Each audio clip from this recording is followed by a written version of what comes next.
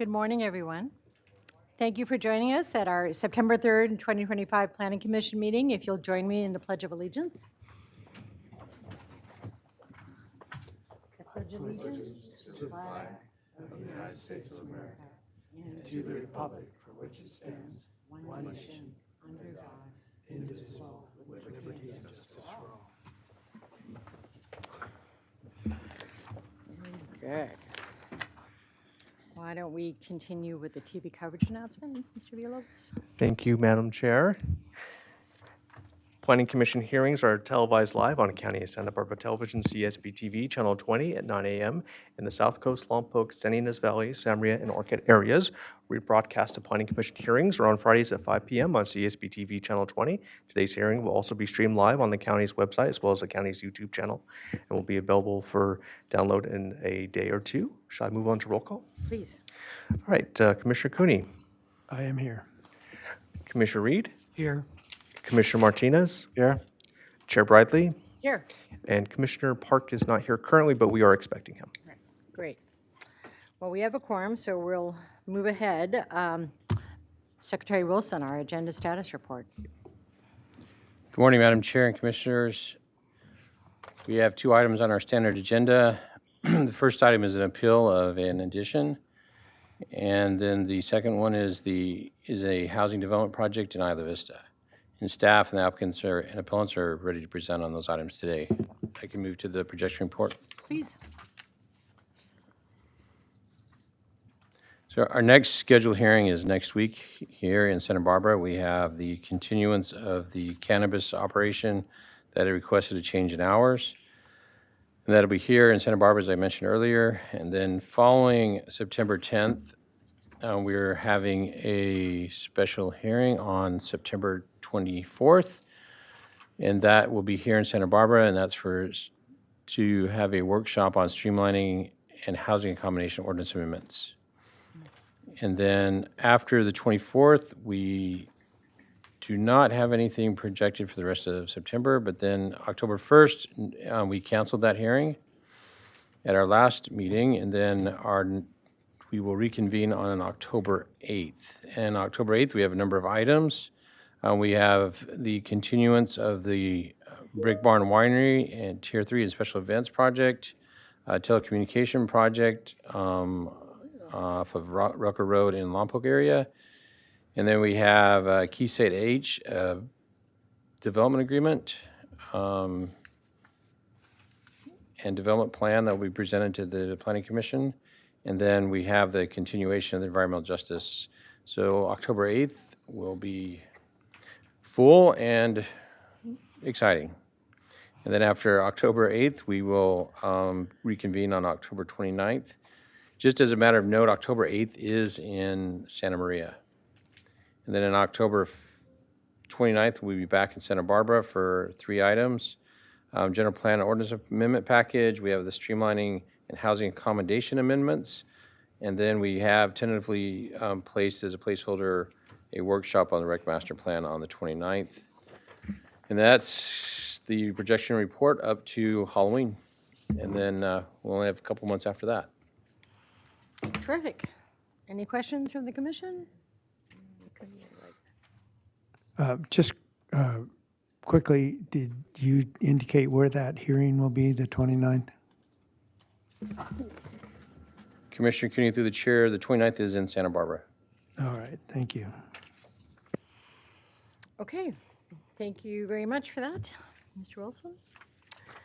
We move on now to the portion of our agenda which is reserved for public comment. Anyone in the audience or anyone online can address the commission for things not otherwise agendized today.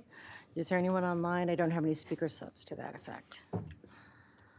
For those who would like to speak during general public comment, go ahead and raise your virtual hand and I'll call on you.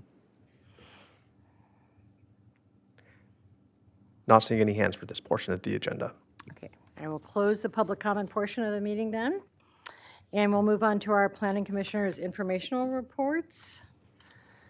I want to acknowledge Supervisor Capps in District 2 for the beautiful bouquet of flowers that I put behind me, because this is my last hearing with the County Planning Commission. I'm very sad, but I'm very happy to have worked with everybody on the dais here and all of staff. I'm always a huge fan, so I made that announcement last week, and I'm just wrapping up the last meeting. So that's my small announcement, epitaph, and does anybody else have anything they want to add? Commissioner Reed? Two things. First, I'm very sorry to see you go.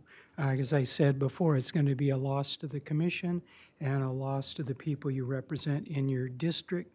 So whoever you replace has a very high bar to meet. Okay. Second, this has nothing to do with the Planning Commission, but this Saturday, if you don't have something better to do, and it's hard to have something better to do, it's Santa Barbara County Farm Day out of Santa Maria. You can tour, I think, up to 6 state-of-the-art modern ag operations, including one of the top vegetable packing and shipping facilities in the country, if not the planet. And just the vocational ag center for the high school, and just some really great stuff. And it's free. So if nothing else, you might want to look up Santa Barbara County Farm Day.com, I believe that's it, or you can Google it. And if you'd like to spend a few hours Saturday really learning something about the fact that food just doesn't show up at the grocery store, a great way to spend a day, kid-friendly, and very, very educational. I want to build on that, because I first heard about Farm Day from Commissioner Park, but also Commissioner Farini when I was maybe a year on the commission, and I went. It is such a great event, and I was so pleased because there were so many young people there. It must have been like a 7th grade science project, extra credit or something, but it was great because you could see how. Like, I watched how Brussels sprouts were harvested. I mean, I had no idea how you got the stalks into the thing that I buy in the store. And you talk to the farmers directly. I learned so much, and it was such a fun time. And I keep on trying to grab my friends from South Coast and some Montecito nonprofits. I'm like, you're all into organic gardening down here. Let's go up to Farm Day. So I've gone a couple times. I actually have a centennial celebration for Casa del Herrero, which Commissioner Park knows, this Saturday. So I can't attend this Saturday, but I plan on it in the future. And I'm really happy that SEAG has progressed so well in the last couple of years. I mean, I think they've got the marketing out, they've got fundraising going on, so yay, it's very exciting. Commissioner Martinez? Yes, thank you. Well, I just wanted to take this opportunity to recognize you and thank you for your service on this commission. And I want to say I've only been here a very short while, but I really appreciated your thoughtfulness and your ability to look at the situations before us and look at it objectively, and I really appreciate that. Thank you. Thank you, Commissioner Martinez. Okay, Commissioner Park, got one more down there. Yeah, I just had to speak up a little bit. I will be at Farm Day, and I want to remind people, Farm Day is kind of oozing into the South County because there now will be, I think for the very first time, a Farm Day visit site in Carpinteria. Okay. So there's no excuse for those who are directionally challenged to avoid Farm Day. You'll find it anywhere and everywhere, and it's worth it. And Pollyanna that I am, I'm always looking for, an optimistic way of looking at things. And I'm speaking about you, Chair Bridley, leaving the Planning Commission, and you're a wonderful person. And, Thank you. And you're going to keep being a wonderful person. And you've been a very good friend to me. I've really enjoyed wandering around with you, doing side visits and strategizing, and it's just something I really cherished. And so you've been a good friend. I think you'll even be a better friend because we'll have more time to be friends than be stuck on Planning Commission things where we can't talk to each other about things.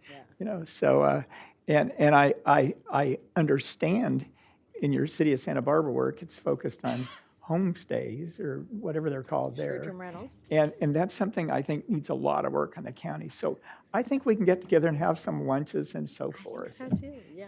And your husband, of course, was always my favorite civic servants when we worked together on harbor stuff like decades ago. So we'll stay in some kind Yes. of relationship, maybe a better one. And maybe more frequent, you're right. There you go. Thank you. So, but thank you so much. You're welcome. Okay, then let's move on to our Director's Report and Board of Supervisors summary. Madam Chair, members of the commission, good morning. I do want to say thank you to Laura Bridley for her participation on the commission and bringing her planning expertise to the issues that come before the commission. I think it's been very helpful and informative and certainly made things interesting. And I know that some of the climate at the state has been challenging, but we made our way through it, I thought, pretty well so far. Doesn't stop. No, it doesn't stop. It does not stop. That is a true thing. And I'm really hopeful for you that the work you're going to be doing into the future is fulfilling, and I'm sure it will be. You're going to be a real asset over there at the city doing the work that you do. So Thank you. thanks for your service. I have a very short report today because the board did not meet yesterday because of the holiday.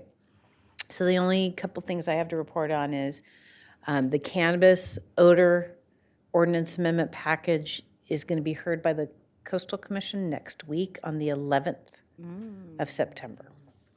They do have a couple of minor modifications that didn't change anything, the meaning of it or anything. They're just technical changes that will come back to our board for acceptance, and then it'll be finalized by the commission. But it will go into effect on March 31st as the board had planned. So there's been a number of communications that have gone out to the growers, reminding them of the deadlines through the CEO's office for them to update their odor abatement plans. Director Plowman, I just have a question about that. When you first reported on this, I thought it was something about whenever the Coastal Commission finally took action, or we had to trail it until they took final action for the time for it to be in effect. So maybe I'm just not remembering it correctly. If you're There was language in there that allowed for it to take effect if the Coastal Commission went past the March 31st date. So the effective date will be March 31st, because sometimes they move quickly, sometimes they do not move quickly. So we just had no certainty about the timing of it. okay, so March 31st. Thank March you. 31st, yeah. The other thing is we expect that the housing element rezones in the coastal zone will be heard in October. That's our expectation. We have a meeting with staff this week to talk about that. So we don't know what their recommendation will be, but those are we have one in Isla Vista, it's the Friendship Manor site, and then we have a couple in Carpinteria. And then the only other items are the upcoming ones at the board, and that's the Bidwell appeal, the Sutar appeal, and the grand jury affordable housing response, and those are all on September 9th. And then we have our overhaul of the Planning and Development's fee ordinance on November 4th. And that's all I have. Thank you. Any questions? Seeing none, we will proceed on our agenda to our standard agenda. Mr. Villalobos, if you can read that. Yes, thank you, Madam Chair. The following is a hearing on the request of appellant Jan Van de Boos, NAFI, to consider case number 25 APL 15, an appeal of the planning director's approval of case number 25 LUP 111. Thank you. And this would be the time for ex parte disclosures. Commissioner Park?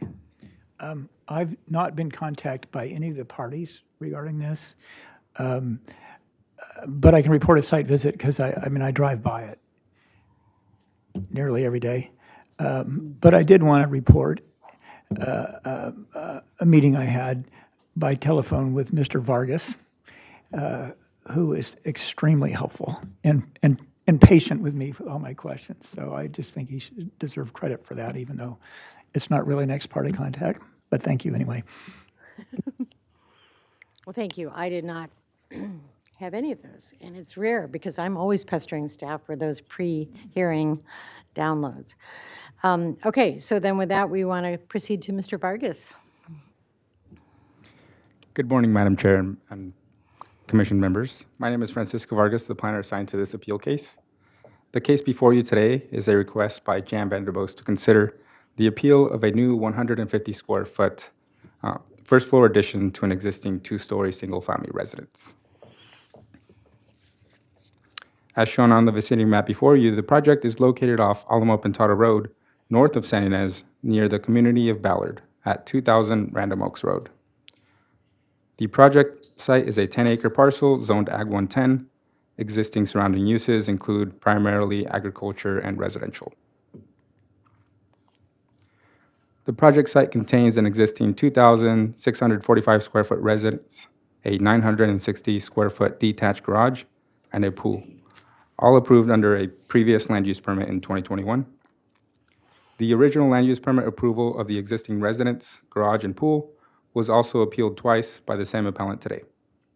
Both the Planning Commission and the Board of Supervisors denied the appeals and voted unanimously to grant the de novo approval of the original 2021 LUP.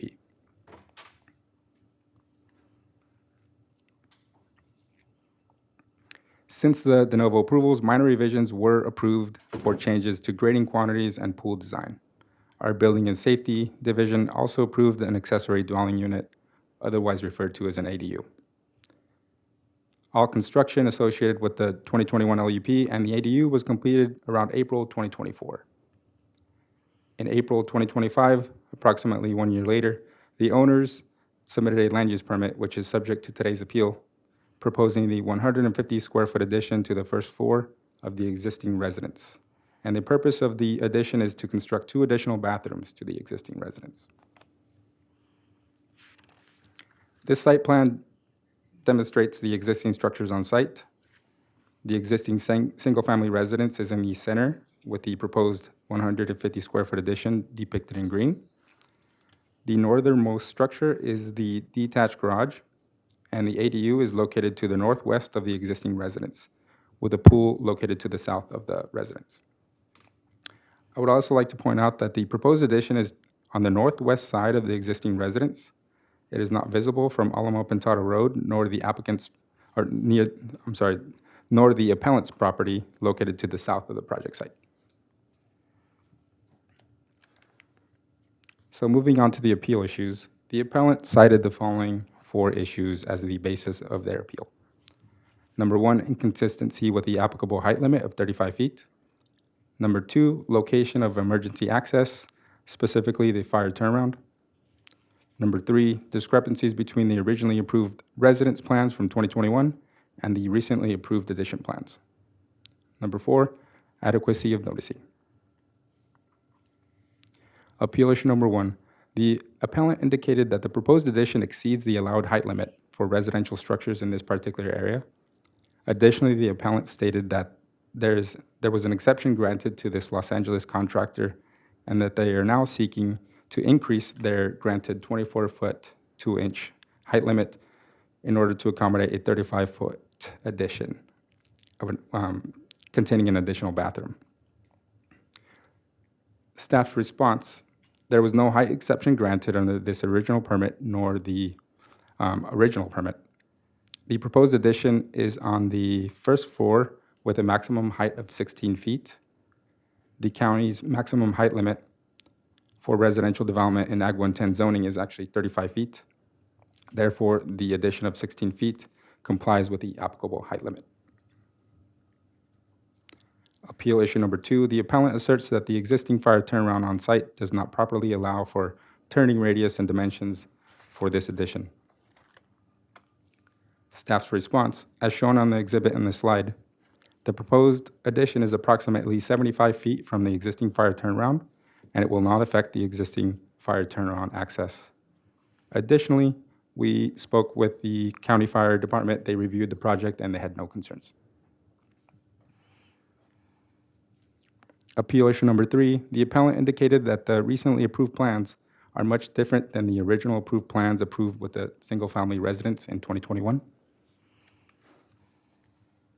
Staff's response: the site plan approved with the land use permit addition is consistent with the previously approved permits, including the existing house, detached garage, and pool, which were approved under the original LUP in 2021 and subsequent de novo approvals. As previously mentioned, there was minor approved changes to the grading and pool design, as well as the ministerial approval of the ADU that did not warrant nor require additional noticing. Appeal issue number 4. The appellant indicated that they were never afforded a neighborly courtesy during the 4 years of construction during the prior development.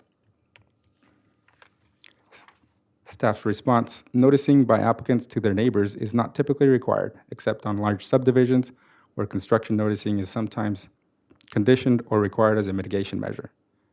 Both the original land use permit for the existing residence and the new land use permit for the 150 square foot addition were adequately noticed to neighbors within 300 feet. The appellant was mailed the required notice for the proposed addition on May 7, 2025. Additionally, our department did not receive any project-related complaints during construction. We also checked with the county sheriff's office, and they confirmed they did not receive any complaints either. In conclusion, the proposed 150 square foot addition, approximately 16 feet tall, which is well below the allowed height limit of 35 feet, complies with the LUDC requirements, the comprehensive plan, and the San Ynez Valley Community Plan. Therefore, staff recommends the Planning Commission deny the appeal, make the required findings for approval for the original land use permit case specified in attachment A, determine the project is exempt from CEQA, and grant de novo approval of the project subject to the conditions in attachment B of the staff report. This concludes my presentation, and I'm available for questions. Thank you. Commissioner Reed. Hey, thank you for the report. It was really helpful. First, with respect to the location of this very modest addition, it basically fills in the northwest corner of the footprint of the existing home, correct? Yeah, correct. And it's not at all visible from the south where the appellant's property is, correct? Commissioner Reed, through the chair. That's correct. It is not visible from Alamo Pintado Road, a public road, nor the appellant's property. Right, and it's well within the height requirements of what, 24 feet? 35 feet. The 35 allowed feet, height limit is 35 feet. And this reference that appellant made to Solvang City Code is without merit and not applicable, is that correct? That is correct. It wouldn't apply here. Okay, and then finally, neighborly courtesies. Are they anywhere in the county code or any neighborly courtesies? I've never seen that. So we do send out notices as part of the land use permit process. So we did send out notices to neighbors within 300 feet. But that's during the planning process, the approval process, not during construction. Right, I mean, that's noticing. In your opinion, is that a neighborly courtesy, or did appellant say that would be a neighborly courtesy? I'm thinking neighborly courtesy, bring him a pie or some cookies or something. That's correct. That would be optional. Okay, all right, that concludes my question. Mr. Vargas, that's great. That would be optional. Advisable, but optional, yes. Thank you. Did anyone else have any other questions for staff at this time? Seeing none, then, okay, so because it's an appeal, we have a certain way that we do the hearings. We go first to the appellant, so that would be Jan or Jan Vanderbus Naefi, sorry for the hatchet on the pronunciation. And then we follow that for 10 minutes for the appellant, and then we follow that with the applicant, Dano Adamson. So who do we have here as an appellant? As an appellant. No, do we have anyone present? We do have someone, I believe, online via telephone. It's star 9, I'm sorry, star 6 to unmute yourself if you're joining us via telephone. Okay, and just to finish up with how the meetings go, so we have the appellant, we have the applicant, then we go to public comment, and then there are rebuttal responses by both the appellant and the applicant afterwards, so after public comment, so. And Madam Chair, how much time would you like to allocate? I'm looking at this form that staff has prepared that I rarely have seen, so I'm saying 10 minutes. Okay. If that. Yes, are you ready for my presentation? Can you hear me? Yes. Hello? Yes. Yes, hi. Are you able to hear me? Yes. Okay, great. Good morning, Madam Chairwoman and members of the board. My name is Jan van de Boos Neefie, and I am an equine advocate. I live next door to 2000 Random Oaks Road in Solvang. I own and I operate a very small thoroughbred sanctuary that I developed over 13 years ago in this valley.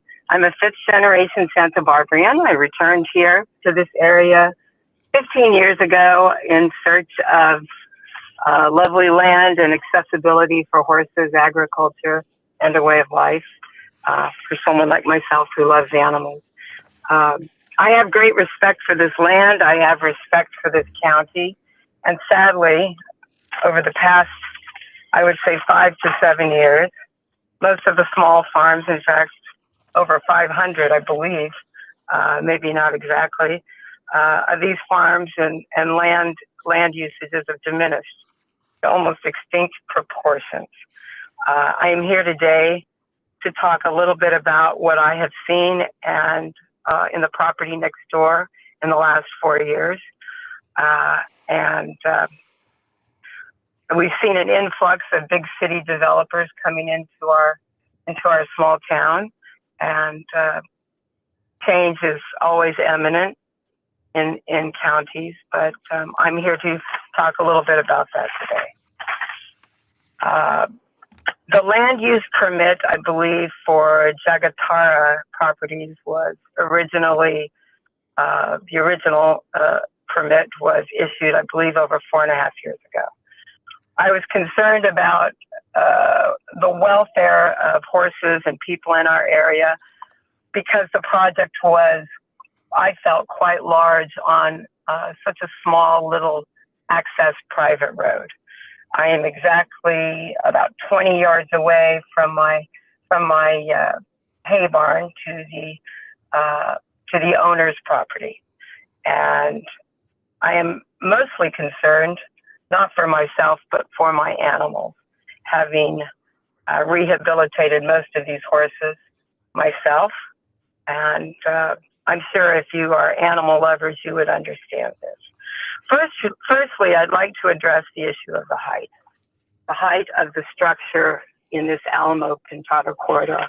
I actually, in fact, can see down to the developer's home. This proposal involves vertical extension, and I believe it alters the height of the structure immensely. The modification raises concerns of local zoning ordinances. Yes, they talk about 35 feet, and maybe I'm not completely clear on where these bathrooms are going to be. I've never been invited over. I've never been included, and I can only see from my home what work is being done and looking at the plan. I feel it disrupts the architectural uniformity of the homes in this area. Most are single story. I don't think any are higher than 34 feet. Most are not 2 stories. They're small, lovely haciendas. And most have horses, and they're small properties. I believe from the plans that this exceeds the maximum limit. Mr. Villalobos says it does not, and I'm here to get more information. I would like to ask the board to consider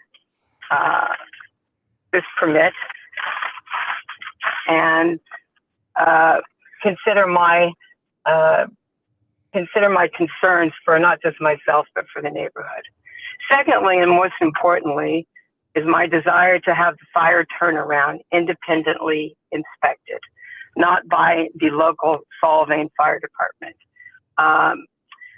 I feel that the turnaround, in fact, in the ordinances say that the turnaround must join up with a public road, i.e. Alamo Pintado. And I think expressed this in my first appeal about issuing a permit from the major road, the highway. 30 years ago when most of our homes were built, they were built off of the now newly named Random Oaks. So I would have to go back into the records and see what the codes and regulations were then. The private road is called Random Oaks Road, and it is very small. It's a one-way private road, accessible to all of the residents in our area. I'm not sure exactly how many homes there are, perhaps 20 to 24. We have easements, and it's quite small. From the photos and the information that I have gathered, I believe that the slope of this fire turnaround that comes off of Random Oaks Road is not of legal proportions. Fire trucks must be able to effectively maneuver around this area and this turnaround without being impeded. The weight limit for the engine should be verified for the private road, Random Oaks, as well as for the other entrance. Photos were submitted yesterday, 24 hours, I believe, in advance, to show many cars and vehicles in this fire turnaround, which I believe the portico looks quite small to me. And having not been over there in person, I can only view this from Random Oaks, which is the private road. But the area between the house and the garage, which is considered the turnaround, I know must be bulb-shaped or T-shaped, with no parking and appropriate signage. From what I can see, just from a distance, their property does not meet these demands. I've been in touch with the state fire marshal, David Berlon, and I'm requesting an independent inspection forthwith.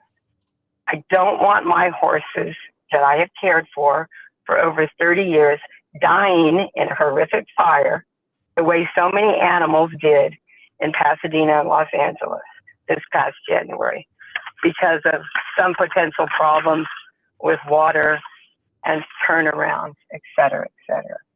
Thank you very much for your time today. Thank you, Ms. Naifeh. Thank you. Does anyone on the commission have questions for her? No. Okay. Then we would move to our applicant. So 10 minutes. Yeah, go ahead and just state your name for the record. Yes. Our hearing staff is so great that the light will automatically turn when you're approaching your 10-minute cutoff at what, 30 seconds or something? Okay. Oh, a minute. It will turn red and then you know. We're so you. helpful. Can you hear me okay? Yes. My name is Thano Adamson. I'm here with my wife, Kathy. I'm the managing partner of our family LLC, Jagatara Properties. Jagatara represents the four initials of our four sons, John, George, Thomas, and Robert. And we are the owners of 2000 Random Oaks.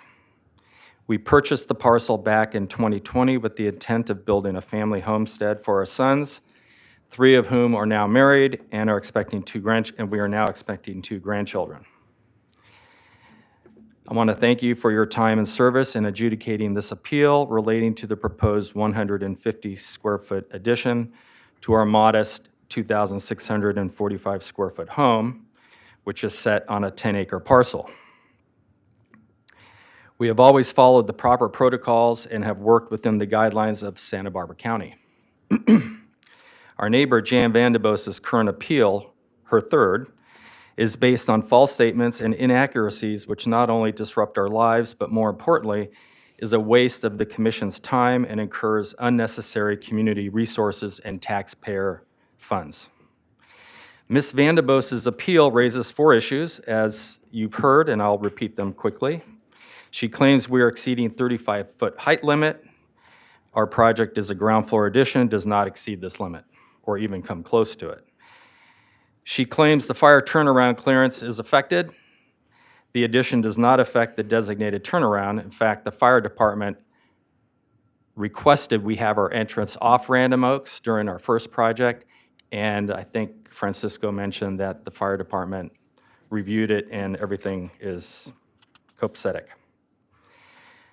3, she claims that there are discrepancies between the original plan and the addition plans. The only difference is this 150 square foot addition itself, which she is appealing. She claims she wasn't adequately noticed. Notices were properly issued by the county, as proven by the appellant's ability to file this appeal. Given this is now Ms. Van de Bose's third time appealing our home, we feel it is important to provide the commission with historical context. Simply put, her numerous unfounded and spurious appeals lack merit and are tantamount to personal harassment.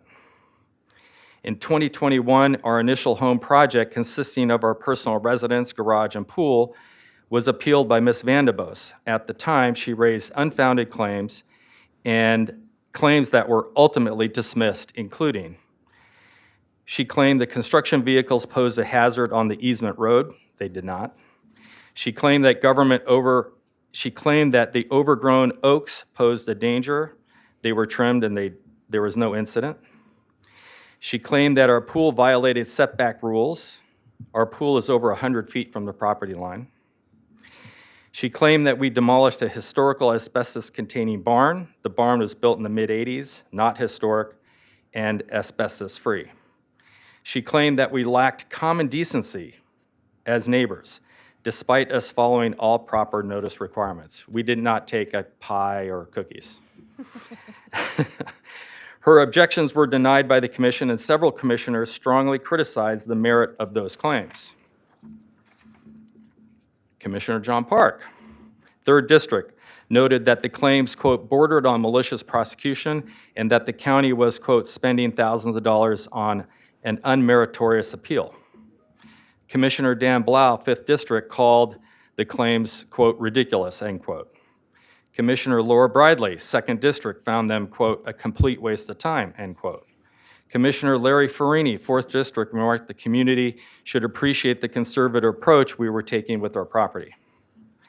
Unfortunately, we are once again facing an appeal that is similarly without merit, this time concerning a 150 square foot addition to our modest family home. We respect the commission's role and we take pride in being responsible members of our community. We simply ask that this unnecessary obstacle be denied so we may proceed with our plans in accordance with the law and county standards. Thank you for your time and careful consideration. Thank you. Did anyone have any questions for our applicant? Okay. Seeing none, go ahead. All right. Does staff have anything to provide in terms of rebuttal information?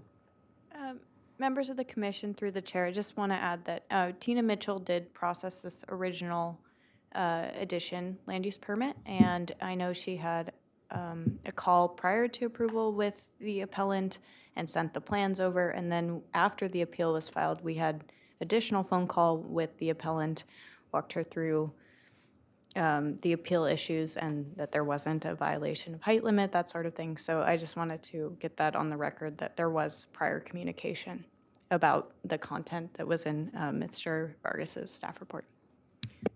Thank you for that, Ms. Reese.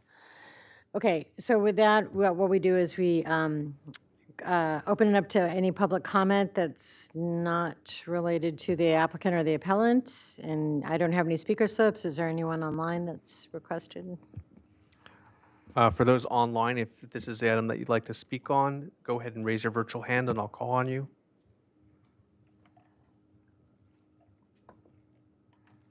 No hands raised. Thank you. We'll close the public comment period of the appeal, and then we'll bring it back to the commission for, well, I don't know that we need to go to any rebuttal. We would normally go to rebuttal by the applicant and the appellant, but there's been no information since each one of you spoke. So we'll just move straight to our Planning Commission deliberations. Commissioner Park. I don't want to speak at length about this because I think we should be expeditious in our treatment of this matter. But I do want to refer to the hearing in 2021 that I remember very, very well. And it was a challenge for me because I had to be so diplomatic, or I thought that I should be. And I did say that were this a litigation matter, had the appellant filed a lawsuit over this and made those allegations, it would border on malicious prosecution, and that it was, you know, in the galaxy of all of our appeals that we've heard, that this was ranking pretty low on merit. And then Commissioner Blau interrupted me and said, no, it's ridiculous. And so that's how I remember this. And what particularly disturbed me at the time was a reference on the pool to the Solvang Municipal Code for the city of Solvang. And it's always stuck out in my mind of the perfect example of unmeritorious appeal. So when I read the staff report this time, I thought, this is reminding me of something. This is reminding me of that case. And that's why I called Mr. Vargas. I said, could it be that we're with the same people, the same property, where they tore down a barn and put up a house that kind of looks like a barn, and we're doing this all over again. And it's true, we're doing it all over again, and we have again a reference to the Solvang Municipal Code for the city of Solvang with respect to the height of these single-story bathrooms. You know, I advised at the time that were the appellant to have concerns about this project later, this is what I advised in 2021, the appellant should seek out the counsel of a land use attorney or a land use agent or planner, and at least get some sort of filter on her claims to determine whether they were worth bringing to the commission.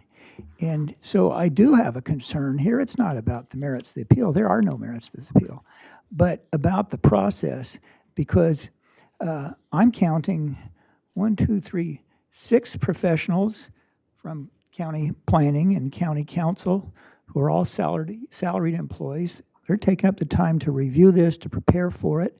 There's the 5 of us quasi-volunteers. There's no cost recovery mechanism. You know, the applicant doesn't pay for this. They pay for staff work, you know, where they're processing their application. The appellant doesn't pay for it. The public pays for it. And after I uttered those words in 2021, the appellant replied by going ahead and appealing to the board and taking their time, and probably will do the same thing here. And here we see this again. So I'll stand by the comments I made 4 years ago. I hope that you hear those, Madam Appellant. And I am ready, as soon as the other commissioners have stated what they have to say, to move to deny the appeal. Thank you, Commissioner Park. Commissioner Reed? Thank you. Yeah, with respect to this appeal, you know, I first got this, I looked at it, I was thinking, like, why is this even before us? Since it's quite obvious none of the issues mentioned have any degree of merit sufficient to do anything other than reject the appeal. I too value the history of the county. My family's been here for 8 generations. So I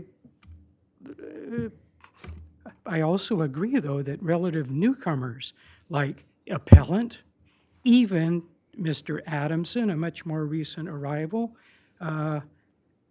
they're afforded no fewer rights nor standing than people who have been here for longer. So that point is rather moot. I was a bit distressed when I read the appeal, and I noticed appellant went out of her way on 2 different occasions to mention LA contractor, as if that somehow affords them fewer rights. You know, if I could take the county back to 1960, I would, but I do realize that's fantasy. It'll never happen. This looks like a very small addition. I can't imagine this would increase the use or number of visits on this site whatsoever. So I guess in ending, since I was not on the board in 2000, on the commission in 2021, I guess I will rely on the closing comment of my good friend and longtime commissioner, Dan Blau, and just term this ridiculous, and it should be denied, and hopefully will never appear in the light of day again in front of us or any other county board or commission. Very good. Does any, I have a couple comments, but let's hear from Commissioner Cooney. Oh, thank you, Madam Chair. I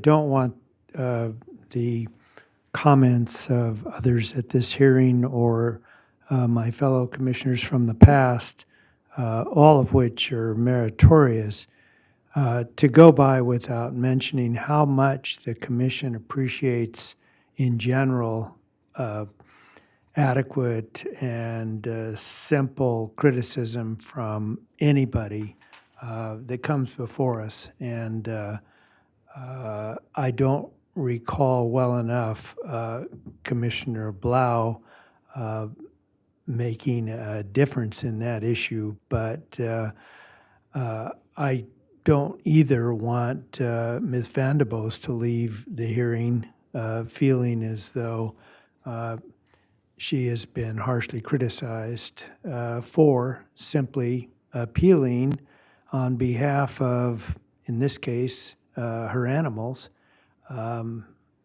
There is no merit that I can find sufficient to agree with her formally, but she certainly has the right and exercised it over time to complain, even if it's misguided. Thank you. Commissioner Martinez? Yes, I'd just like to thank staff for giving a clear roadmap of each of the appeals and the response to the appeal. And it's very simplified, direct, and that really helped me make my decision as mayor. Thank you. Thank you. Well, I agree with everything that's been said, and I find no merit whatsoever in the appeal. I want to maybe side a little bit with Commissioner Cooney in that I believe that government should be accessible, and these appeals that we allow for land use permits are still important in the county. It's a reason why in the cannabis world, the board said, okay, it'll be a land use permit instead of a zoning clearance, and therefore allowed a slew of appeals. In hindsight, maybe that wasn't the smartest thing to do, but I don't actually mind it. It's time consuming, it's a waste of time, I totally agree, but I don't know that I'd want to get rid of it. I'm going to suggest this just because I'm going to be gone, but I wonder if the county, if in like staff management workload, could anybody do like what the Coastal Commission does and says, we're going to accept appeals and then decide if they're meritorious and decide whether we're going to hear them or not? You have a screening tool at the county because clearly this appellant didn't cite the right codes, didn't cite anything that was actually factual in our code, is misunderstanding many elements of the case, and it just seems like a grudge match.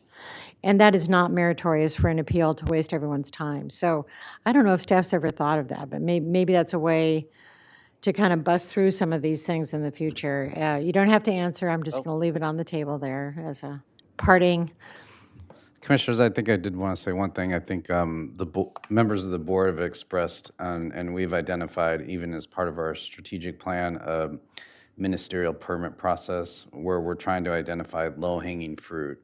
This project would fit into its perfect example. So a small addition, residential in a residential zone, meets all zoning requirements, should not be appealable. So long-range planning is already working on that project. Okay. Yep. All right. Yep. And that pains me also because we are a county that relied on the process and relied on the ability to appeal everything, even the color of your house in the city of Santa Barbara. So I see that as a transition, but look at what we're facing. We're facing approvals with no discretionary review by architects or anything like that. So it's kind of moved into a new era.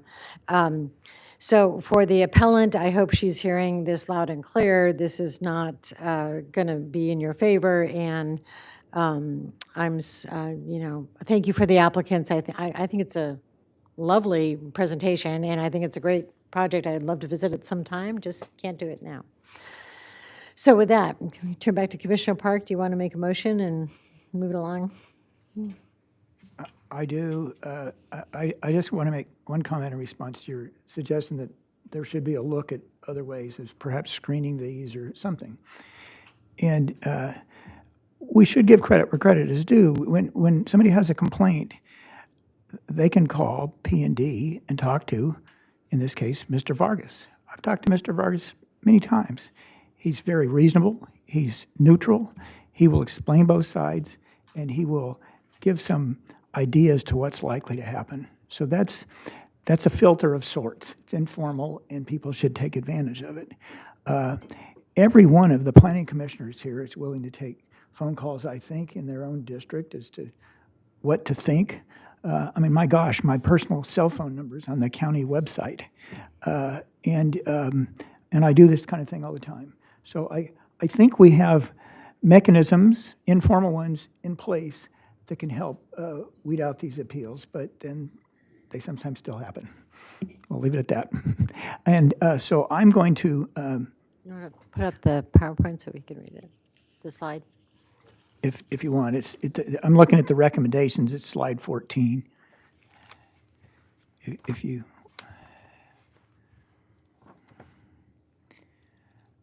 because it's in front of you, and because I'm referring to the written recommendations that are on slide 14, I'm not going to read case numbers and things like that. But I'll move that we deny the appeal in this case, that we make the required findings, including the findings that are specified in the all attachments and the CEQA findings, that we determine the project is exempt from CEQA pursuant to the guidelines, and that we grant de novo approval of the proposed project, subject conditions that are in the documents. That's my motion.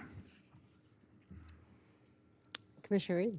I would be happy to second Commissioner Park's motion. Okay.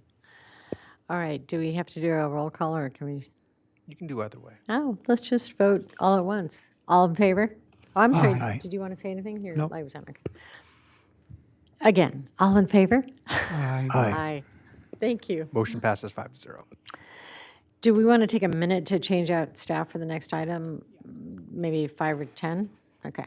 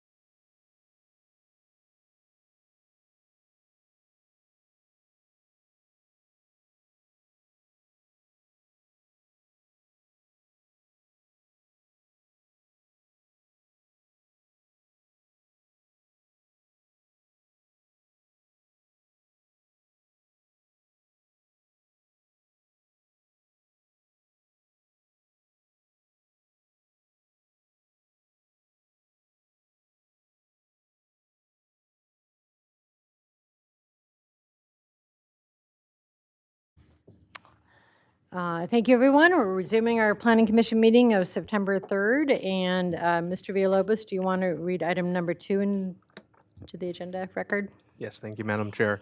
The following is a hearing on the request of CP Land Investors LLC to consider case numbers 24 DVP 6, 24 CDP 34, and to determine the project is exempt from CEQA pursuant to state CEQA guidelines section 21159.25. Thank you very much.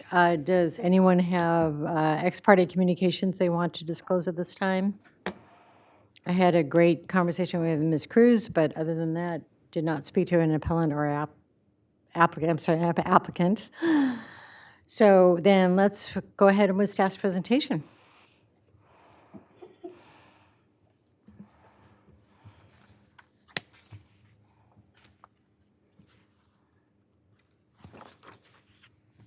Thank you. Good morning, Commissioners. My name is Tatiana Cruz. I will be presenting the CP Land Investors LLC Housing Development Project. Am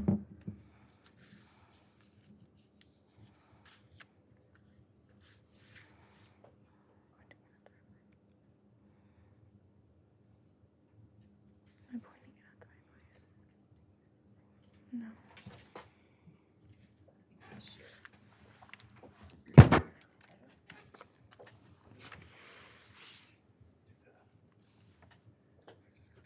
Oh, sorry.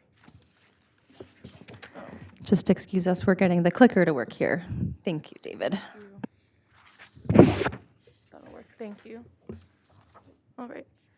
The project is located at a vacant infill lot off Camino Pescadero in Isla Vista. The site is a 0.82 acre parcel and it's zoned high-density student residential with 20 units per acre. And the surrounding parcels are also zoned high-density student residential, 20 units per acre, and are developed with multifamily housing and student housing.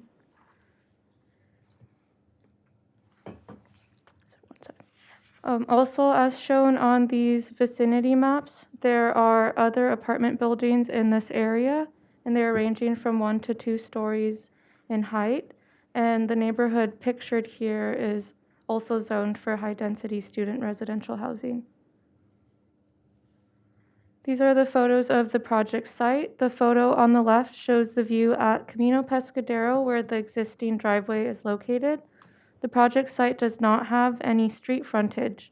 It's set back from Camino Pescadero behind other apartment buildings that are pictured there on the left.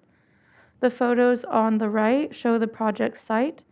There is residential development on all sides of the property, but the site is vacant and just has some asphalt paving, fence, and just existing natural landscaping. The project is for a development plan and coastal development permit to allow construction of 24 three-bedroom apartments, 37 parking spaces, and 144 bike parking spaces are proposed.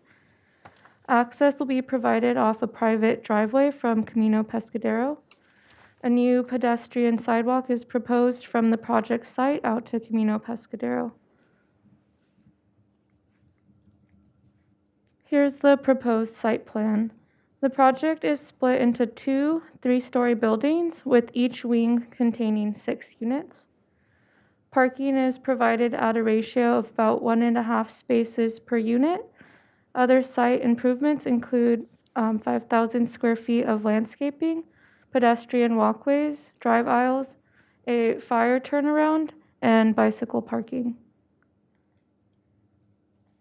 Here are the proposed building elevations. The buildings will have a maximum height of 39.5 feet. The zone height limit is 35 feet, and there are existing 2-story apartments with street frontage off Camino Pescadero, whereas this project is an infill site with no street frontage, and it will be minimally taller than the surrounding development. The project complies with the Coastal Zone Objective Design Guidelines, and a summary of the project's compliance was included as attachment F to the staff report. The project is compatible with the surrounding neighborhood, which is developed with a variety of housing types, including multifamily and student housing. The project is being processed pursuant to the Housing Accountability Act. Review of the project is limited to objective county policies and standards. Staff carefully evaluated all county policies and established which ones are objective, and specifically did not include policy LCP 2-22 because it is not objective. Projects that are consistent with the objective policies and standards can only be disapproved or conditioned to a lower density if there will be a specific adverse impact upon public health and safety that cannot be mitigated. The project has a vested SB 330 pre-application. SB 330 limits the county to no more than 5 hearings on a project. The project is also being processed under state density bonus law. 24 units are proposed, including 6 affordable units. 3 are very low income and 3 are moderate income.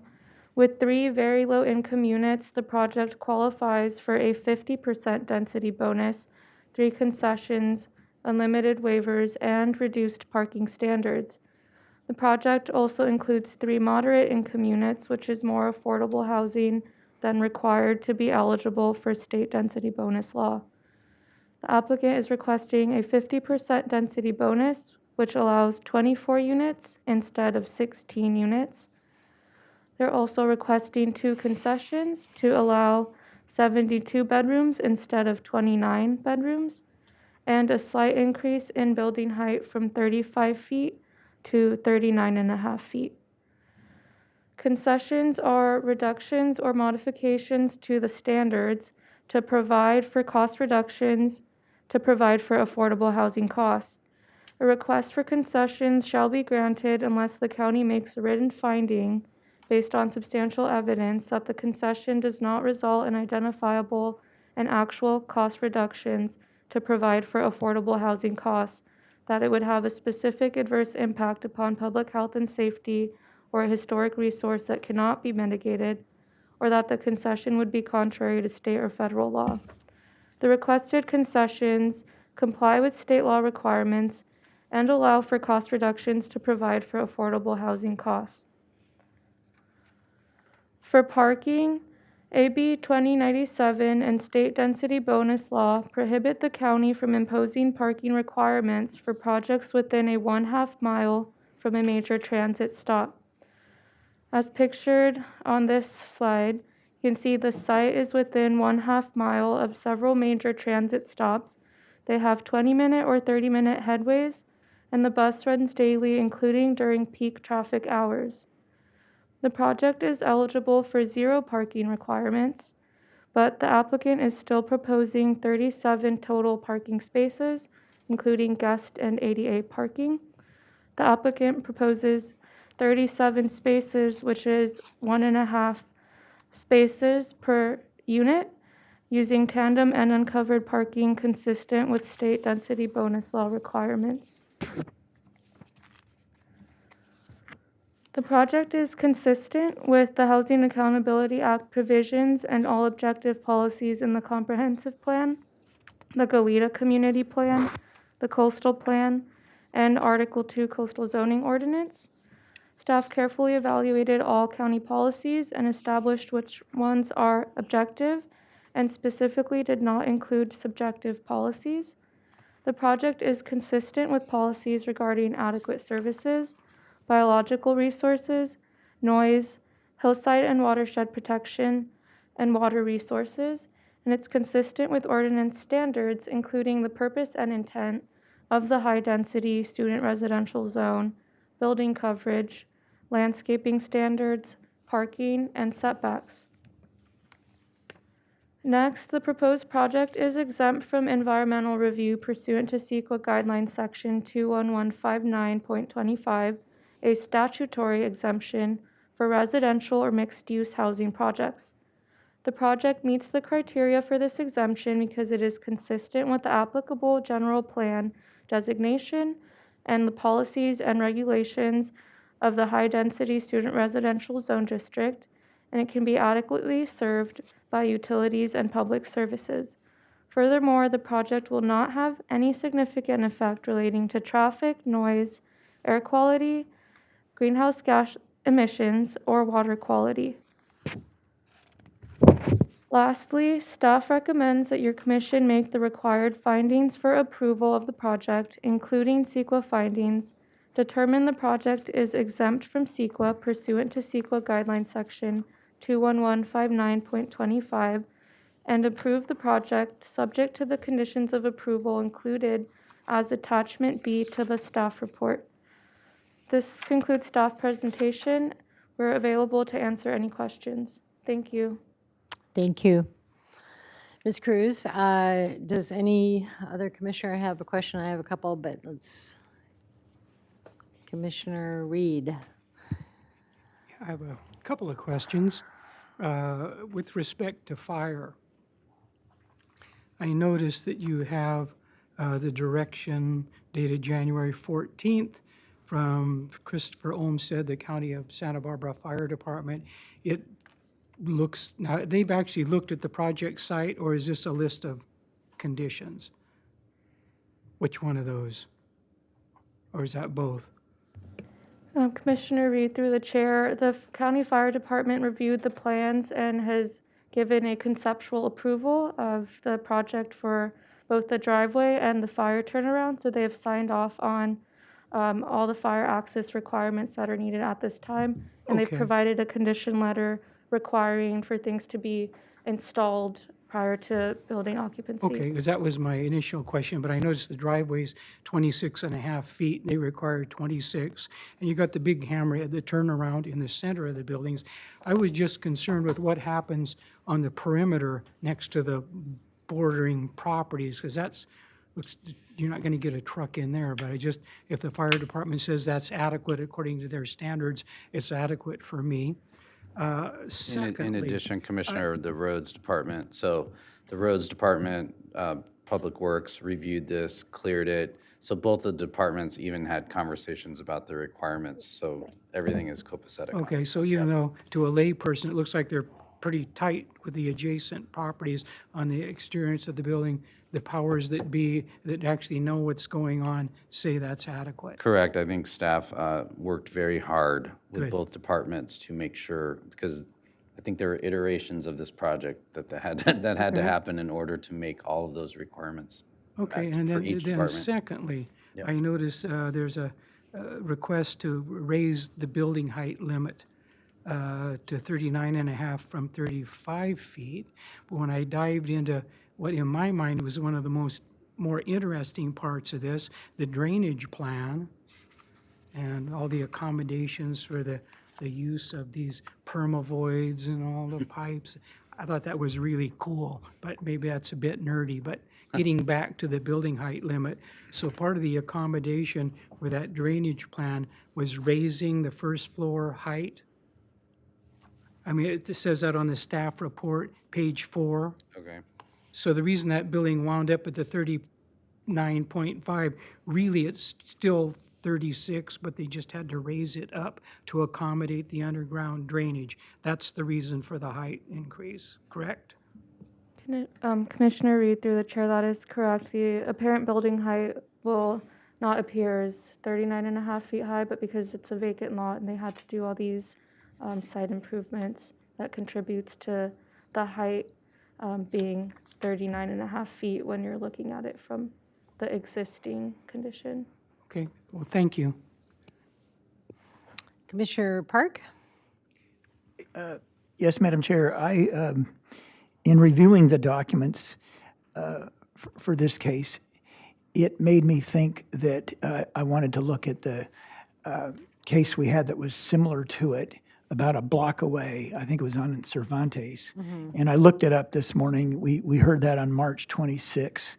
And so two things I want to do today. One is to compare the two projects. I think that would be fruitful. I don't think it would be fruitful for me to do that through question and answer of Ms. Cruz, it might be tortuous for me to say, do you remember this from March 26th? And I can just state that in deliberations. But the one thing I would like to address in somewhat of a question answer format is AB 2097, because AB 2097 has some factual things that you can find, and it gives you some discretion. And so this was, you've got it up there, a slide. It's called the Park slide on the March 26 hearing box. And so Mr. Villalobos has put it up again. It basically points out that the discretion you have is that the fact finders can make a finding that the lack of parking in the project will have a substantially negative impact on what? And then you can go down to number 3, existing residential or commercial parking within 1/2 mile of the housing development project. So if you find that there's and you have to find this by preponderance of the evidence, that the project would have a substantially negative impact on existing residential or commercial parking within 1/2 mile of the housing development project, you can you have an exception to 2097 and you can deny the project.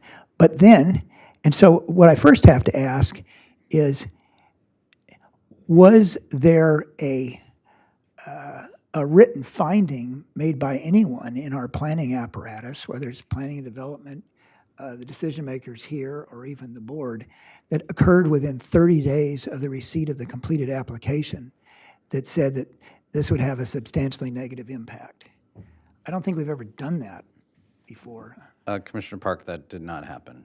That is correct. And we're not even set up to do it, are we, within 30 days of?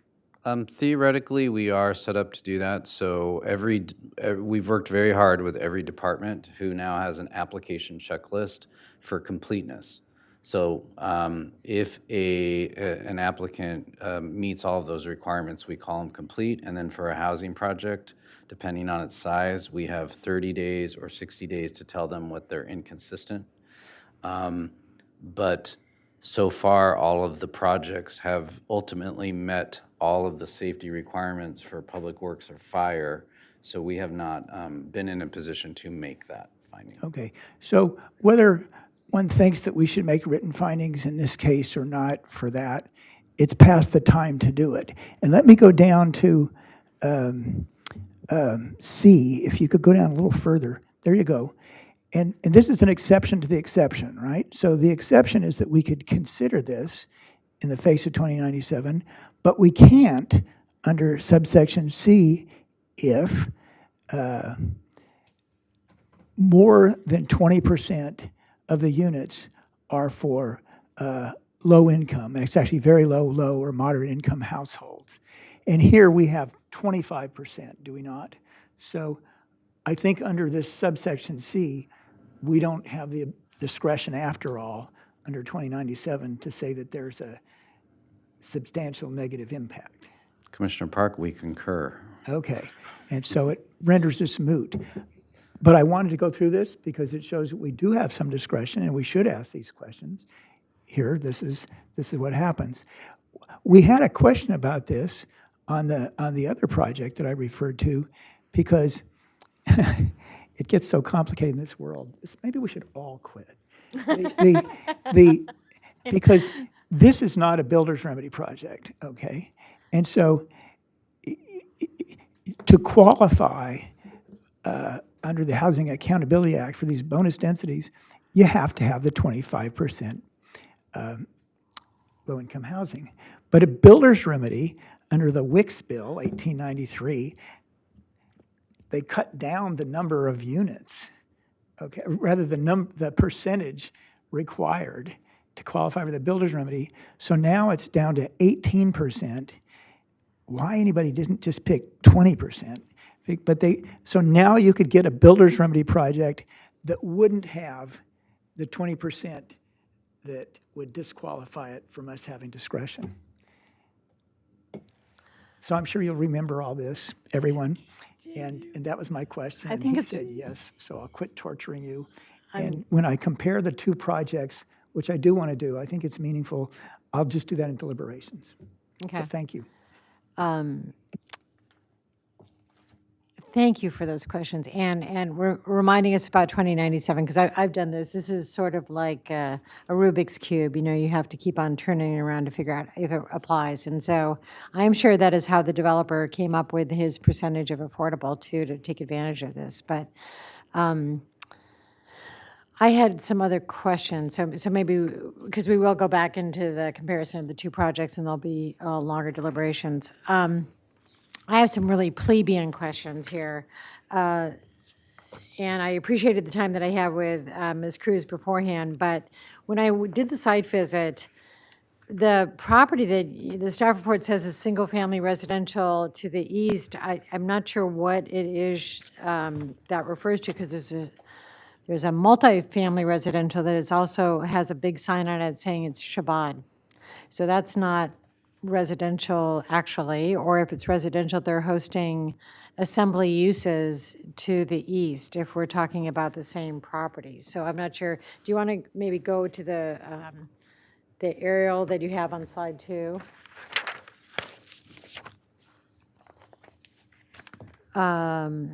Yeah, so the property directly to the east is actually has a big sign called Shabbat. Are you familiar with that? The one that has the kind of broken up buildings and what looks like open space, or it's actually kind of beat up lawn, and right? Did you guys see that out there? Commissioner Bradley, I believe you're referring to the property directly east of the project site. Yeah. This entire area, if you look at the visual on the left, it's all zoned high-density student residential. There are different land uses that are existing, so that ranges from multifamily housing. The land use that currently is shown for that property says single family.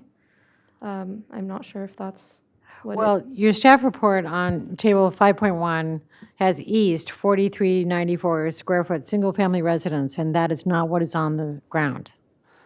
So maybe it's just a correction to that table. What's on the ground, it has actually at least 2 units signed, and then it's got Shabbat and a tent and a picnic table for about at least 100 seats. So I don't know if it should have a conditional use permit for an assembly use there, or it should not. It's at least a duplex. It's certainly not a single family home. So is that just an error in the table then? Chair Bradley, so we can look at what's permitted on site, and that's how we established what's in this table here. We haven't looked deeply into what the use is that's taking place and what permits would be needed. Okay, well, hopefully you can in the future, but yeah, so not that it actually makes any difference other than it just adds to the parking concerns, because when Shabbat happens, I think it's actually Friday and Saturday. That's a pretty popular time in Isla Vista. So I'm sorry that I just got Shabbat in trouble, but they're not a single family home. So just for the record, that's not on the property. And then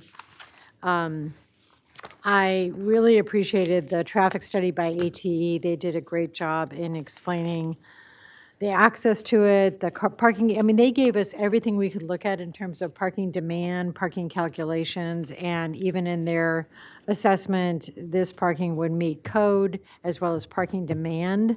It's hard to believe. I think we just all struggle with Isla Vista in general because a lot of things have been, built without the right amount of parking. So I also want to call out to staff, thank you very much. This is honestly the first time I have seen the handout of the objective design standards in a staff report. And that's unfortunate because it probably would have slimmed out some of our Q&As before. We don't have any architectural review on these cases. They don't have to do it. We understand that. Again, no discretion required. So the objective design standards were very helpful for me to read. I'm not sure that I would fill them out exactly like that, but maybe staff can explain to me how those come about. Does the applicant fill those out and then you confirm them? That is correct, Chair Bradley. Okay. Yep. And they're not appealable, they're just, but I think it's important to put in the staff reports for sure. So let's see.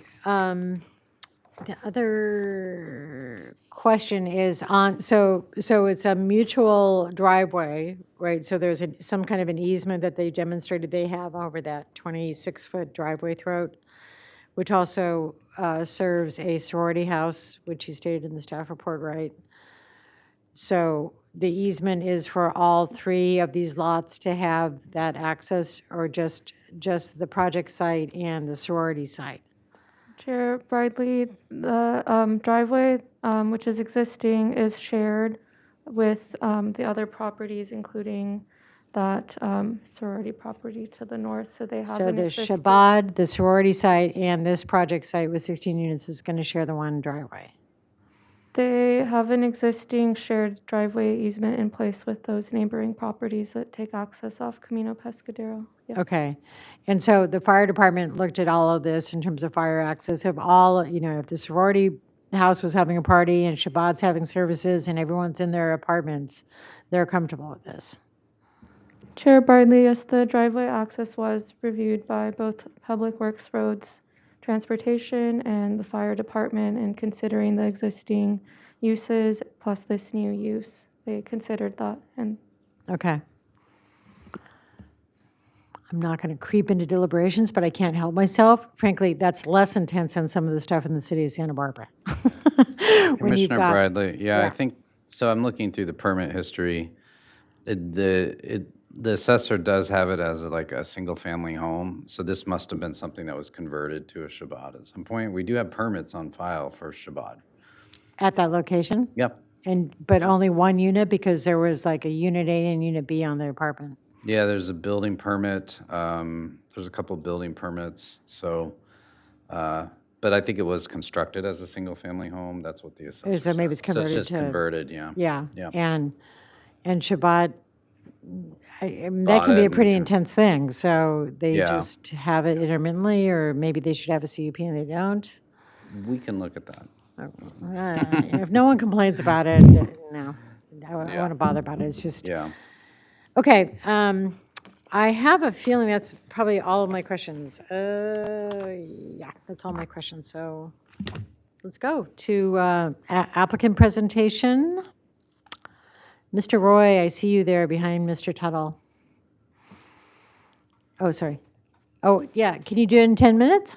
Yeah. Okay, should be thank you. relatively brief.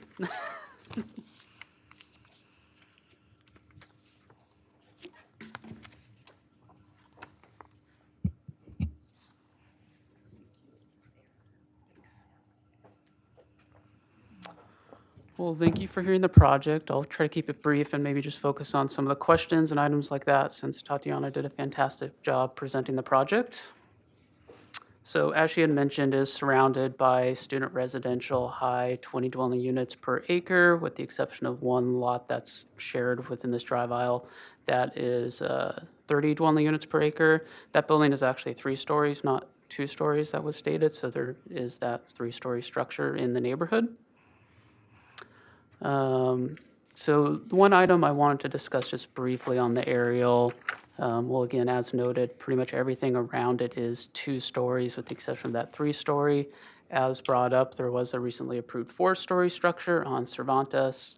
And there was a public comment letter received that referenced a policy regarding this trail-like feature that is on the lot. I would point out that that policy is pointing to access to the shoreline. This is about as far away as you can get from the bluff in Isla Vista. This is also a landlocked parcel, so there's no way to get to this lot without going through private property. So it's hard to imagine an argument that there is a prescriptive public access easement on here.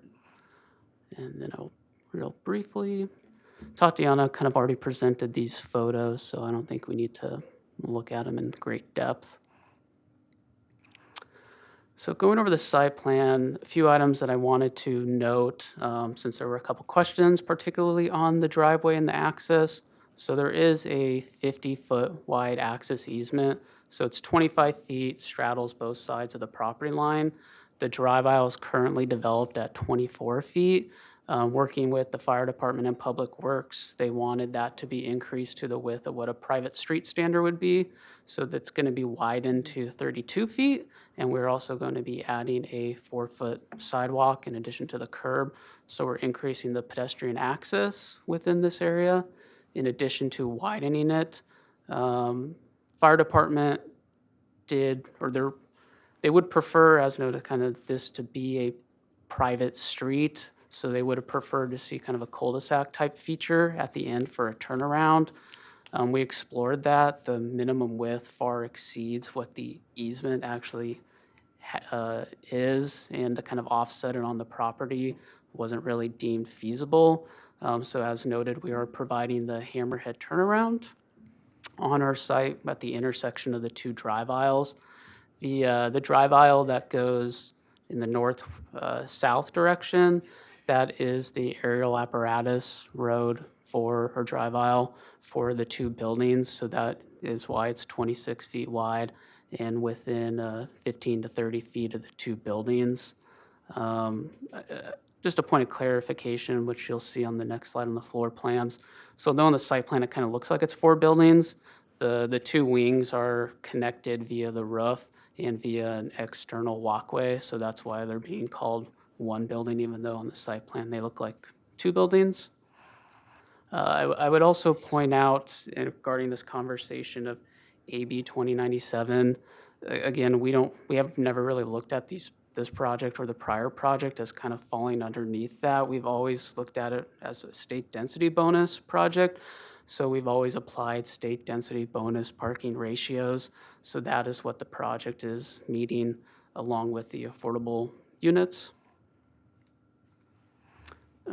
One item I also wanted to note on was the height and what's going on there. So that was working with flood control and Project Clean Water.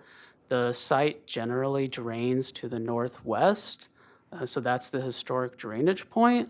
We were having issues with flood control actually being able to utilize that as our drainage point, and we didn't want to kind of bog the project down.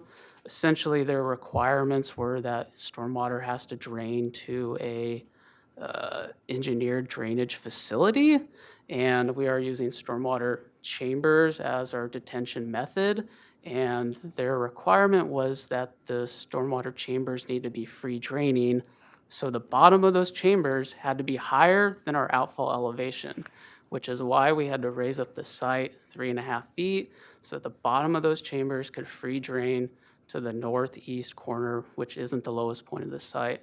So that is why we kind of ended up with this scenario where we're having to raise up the site and the buildings in combination, although the buildings are relatively close if you measured it from what the future grade will be to matching the height limit.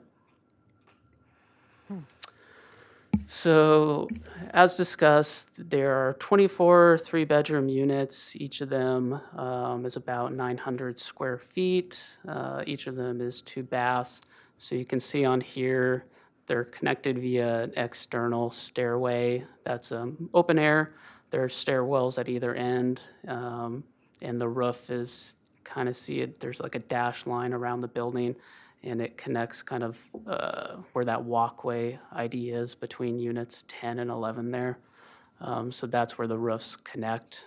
So that's why we're kind of considering this one structure, even though, again, it looks kind of like 2 structures. So speaking to the architecture, and I have a slide for this, but I'll just kind of go into it. So we did apply the objective design standards to the project relatively late. It was kind of after the other project. We did discuss with staff the potential to go into the Board of Architectural Review. Through conversations, we settled on applying the objective design standards to the greatest extent feasible to the project we had. So we reworked the architecture in the site to a certain extent to try to meet those objective design standards. So part of that was increasing the amount of articulation on the architecture. There's a provision that requires, no plane shall extend 50 feet without having some of those articulating elements. So that was added to the architecture in addition to modifying or articulating the roof plane a little bit more. We also added some additional architectural detailing and materials on the architecture, such as adding a base material, which is kind of this board-formed type concrete material. And the idea with the architecture was to try to keep it kind of, modern and coastal. There's a lot of simple structures in Ivy that use color to help bring vibrancy to the building and the area. So we're kind of playing off that by applying these accent colors on the stairwells and at entries to kind of also passively help the architecture read as those are the entries to the building, which is also kind of working with the objective design standards. So the north elevation, that is the driveway elevation essentially. So when you come in, you'll see this top building on the left, and then the building on the right is what's behind those tandem parking bays. The south is what you would see if you're in that apartment development to the south of the project. Then we have the east and west. So again, it's a four-sided architecture, applying the materials and the design style consistently around each side of the architecture. So as kind of pointed out, so we made a number of modifications to the architecture, and then in addition to the site, we increased the amount of landscaping to the greatest extent we could to increase the amount of tree canopies and walkways and landscape separations from public spaces or private spaces. So here are some perspective views. So this is from the northwest corner of the property, looking at the buildings. So in front, those are the tandem parking bays. Then you'll have kind of the back building there and the first building that you'll see when you come into the left. And this is if you were entering the property. So this is kind of the view that you would see. Then this is from the rear. So landscaping wise, as just noted, we did, originally the plan had a little bit more of a palm tree type of plant palette, because that's the owner's preference, but utilizing the objective design standards, we modified those to canopy trees and kind of increase the number of them around the perimeter to help soften the development and also soften the parking lot. And here is a kind of sampling of what the plant palette is. So there are a few palm trees, king palms, giant birds. For the parking lot, jacarandas or sycamores. Then around the perimeters, Brisbane boxes or melaleucas. And then kind of a combination of taller shrubs to help soften fences or walls, and then ground plane plantings. And that concludes my presentation. So if you have any questions. I'm sure we do. I know I have a couple, but does anybody else have questions? Commissioner Martinez. Yes, good morning. So this tandem parking, this is going to be, I imagine each tandem is going to be assigned to one specific unit. I mean, in other words, the people are living in the same unit where they can coordinate their taking one car out to put the other car in and so forth, correct? Correct. Okay. I'm a bit interested, how did the colors come to be? Because Citronella and Layflower, that seems kind of... We walked around the neighborhood, and again, there are a number of buildings that kind of use these bright, vibrant colors to, again, because a lot of the buildings in Isla Vista are essentially boxes, so they use color to really help articulate them in a way and provide vibrancy. So we're kind of playing off that in the neighborhood. Okay, those are my questions offhand. Thank you. Thank you. Commissioner Reed? When I look at the plans, I like the layout of the individual units. I think they look like they would work well with the three, although I'm not quite as receptive on the exterior design of the building, but I guess it's form follows function. We always often talk about harmonious, but again, the other question is in IV, harmonious with what?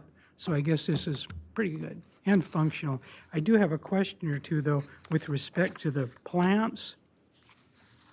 As I noticed in the objective design standards, it says non-invasive Mediterranean, California native, and other drought-tolerant species. I'm looking at the bottom, look like you have a couple of different fountain grasses. So the one to the right is a Festuca marii, so Okay. it's not a fountain grass. Okay. And same with the one to the left. I'm trying to think of. So neither one of these are just, my concern would be they could potentially be invasive. Yeah, so none of the plants selected are on Okay. the invasive Okay, and then how species about list. that, how about that banana in the top row? Is that a banana? No, so that's a king palm, and then to Oh. the right is a giant bird of paradise. Oh, giant bird of paradise. I don't like it any better than bananas.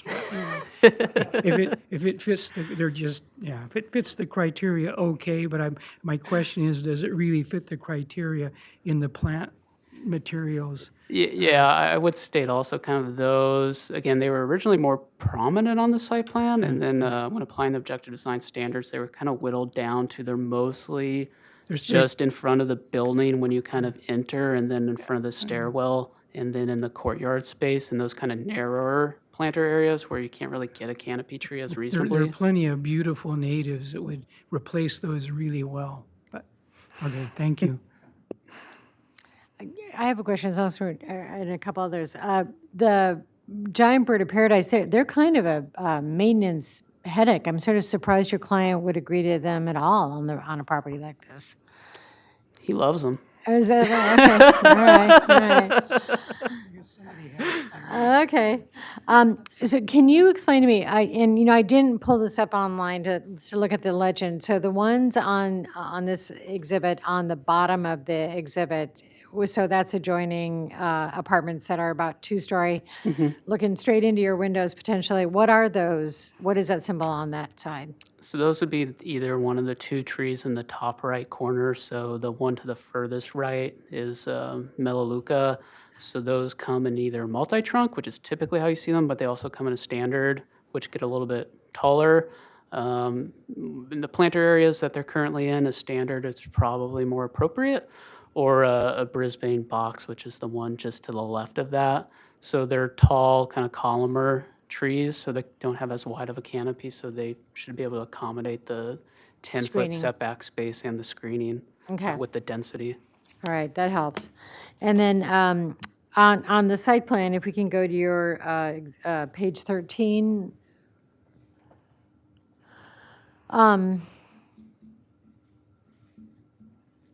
There's got to be a border, right? And again, I can't, actually, it was page well, that's fine. Border of, yeah, let's just stick to that. Are you having a fence or something around the surrounding property where those top trees are to mark the site off? There's like a fence and a hedge along that property line. Correct, so- yeah. So there's a proposed 6-foot tall kind of wood fence that'd be around the property line, including along there. And speaking to that easement area, technically, how we and our land use attorney have interpreted that easement is that on our property, the 25-foot easement would only be accessible, or only property that has rights to it is the property to the north. And that is because at some point, the past property owner of this property quit claimed the rear portion of that easement on theirs. Because if you look at their site plan, they kind of have a portion of the building that comes out south towards ours, and then the rear is like a private yard area. So that portion, at some point, a property owner of this property quit claimed that portion of the 25-foot easement. So there's not, because of that, there's not really a chance that that easement area gets developed all the way through, because this property owner at some point, not this specific one, the past property owner quit claimed a portion of theirs. So we don't really we're, see. We're talking about the sorority house then. Yeah. Okay. If I can, let me quickly just go to the We're- area. And so they have parking along that property line. So it's, because the pointer doesn't work very well. Essentially,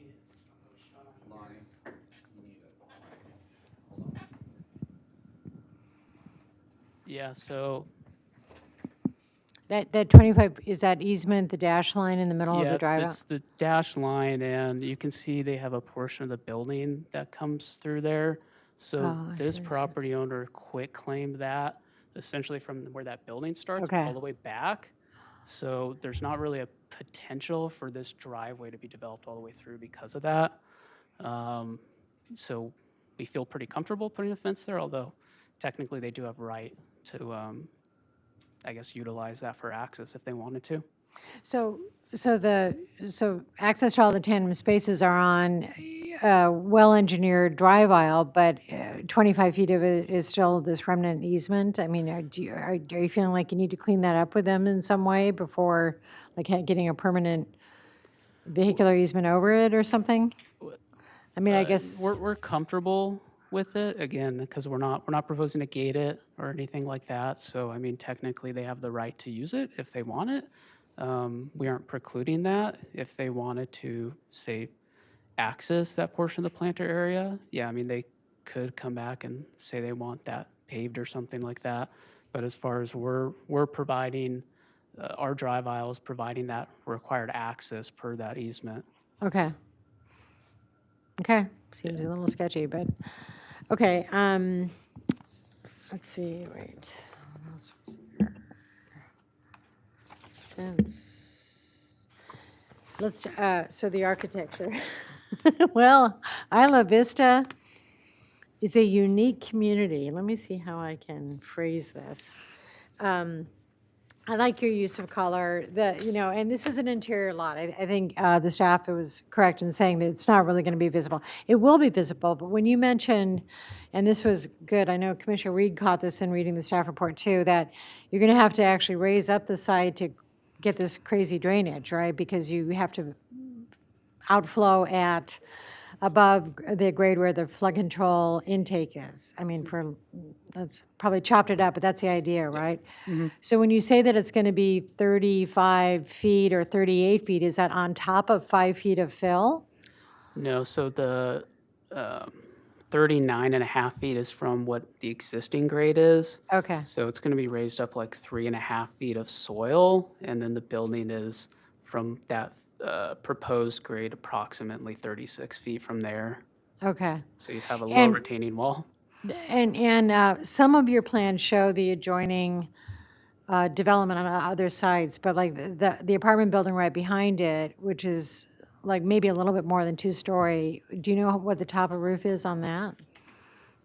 Don't know the exact height. I wouldn't expect it to be that tall because I'm pretty sure it's a flat, rough structure. Yeah, it's flat. Probably only 8-foot ceilings in there, so I wouldn't expect it to be a very tall 2-story. Maybe 25 feet, maybe? Yeah, I would somewhere in that range. I would Okay, expect. so you're still going to be like a story above, but it's 3 stories, all right. Okay, I think maybe I don't have any more questions. Believe it or not. Oh, I do. Sorry, guys. The tandem parking, How on earth does that get managed? It's a rental project, it's not condos, so how does that work? I mean, your client owns a lot of rental properties, so how does this gonna work? So as discussed, the 2 tandem spaces would be rented to the same unit. And To a it's- single unit? Yeah, to the same unit. And it's honestly just kind of self-governed. That's how it kind of functions out there. I mean, if you look around IV, I mean, they tandem park 4 cars deep. Yeah, okay. All right, so you're just gonna manage it because your units are sized so that some of them Yeah. get 2 units, 2 Yeah, and then apartment styles. the curbing, obviously around the center aisle, but also along that east-west drive aisle in the north would be red curbed for the fire department. So when leasing management goes and does site visits, they would obviously look for any cars that would be illegally parked, and they would ticket those and tow those cars to maintain the fire department access. Yeah, it's gonna be, well, I'm not living there. Okay, that's it for my questions. Commissioner Park, do you have another? Yeah. This question bears more to my general understanding that's useful for all of Isla Vista than with this particular project, but I want you to bear with me because Commissioner Bradley reminded me that, your developer has a lot of experience with rental housing and student housing. So what I'm wondering is if you have these 25% affordable units, okay, then those are rent restricted, okay? And I would think, gosh, you might as well rent them out to families because they'll be longer term, more peaceful tenants and you'll get the same rent, which encourages me to think, well, gosh, making that affordable housing means it won't just go to more student housing. It might go to teachers and nurses and cops and firemen and all that. So do you have any experience, or does your developer have any experience in that? Does the requirement of affordable housing lead to occupation by people who aren't students? It does. I would say specifically the Campus 880 project out in Ivy that has a number of affordable units, and at least to my knowledge, a majority of those are not students. They are other members of the community. Because to that point, again, I'm not in leasing, but affordability verifications with students, I think, is a little difficult. It's a little bit easier with other members, more mature members of the community. Well, I appreciate that because this makes me feel that, when we're trying to balance what can happen out there, and that's a balance the developers do, we do, everybody does. I wouldn't be as excited about creating housing if it's always going to be stuffed with students. But if I can find places for the moderate income people that get no housing anywhere in this county, this could be a very good thing. So thank you. I think that might be it in terms of our questions. So do we want to open it up to public comment now? Thank you, Mr. Roy. Yeah, no, thank you guys. I think it's public comment time. Excuse me, we do have at least one hand raised online. If you'd like to speak, go ahead and raise your hand. Our first speaker will be Mark Shatillo. Thank you, Mr. Shatillo. Well, good morning, members of the board. This is Mark Shatillo, and I very much appreciate this discussion and conversation about this project. I'm here today on behalf of an Isla Vista family of long involvement in issues of Isla Vista's future, as I've been for much of my career, Peg and John Sutar. And we recognize, of course, the need for additional both student and community housing in Isla Vista. But we have to point out that it's not without limits. And it's not without consideration of the direct and cumulative impacts associated with projects like this. I was able to submit a letter yesterday. Apologies for the small font, but I wanted to meet the one-page rule and cover at least some of the points that I had of concern around this project. A principle one that's really a foundation for the objections of this project is the omission of consideration of LCP policy 2-22. Staff mentioned in their comments that this was not an objective standard, and this really underscores the lack of transparency in staff's analysis and identification of what they consider to be an objective standard for purposes of the Housing Affordability Act. But as we know, that statute says that an objective means involving no personal or subjective judgment by the public official and being uniformly verifiable by reference to an external and uniform benchmark. Now let's read the policy. It says, in Isla Vista, a standard of 80 square feet of bedroom area per intended occupant shall be implemented. That is an objective standard. So to contend that it's not is incorrect.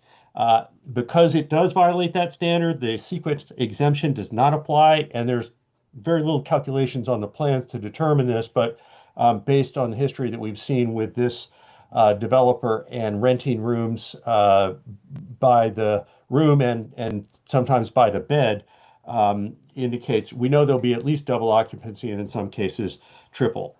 The primary concern that this translates to is parking and public safety in Isla Vista. The overwhelming number of cars that are being parked illegally and stored and used by residents in Isla Vista is creating public safety risks from pedestrian and bicycle safety. It is one of the accident hotspots in our county, probably the highest of any, and indeed in Southern California. The failure to provide adequate parking or deal with that is what causes the public health and safety impact. I would just, I realize my time is about out, but I would point out that ATE's traffic study did rely on the ITE standards of 1.27 cars per 3-bedroom unit. So that's at least 6 people up to 9 in one unit, and 1.25 cars for 9 people or 6 people. We all know in Isla Vista, in order to afford the rents, many students have to, and others, and certainly the folks in the community side, are working, many out of the Isla Vista community. So they need cars, especially for people who are working at night, as is often the case with the student population.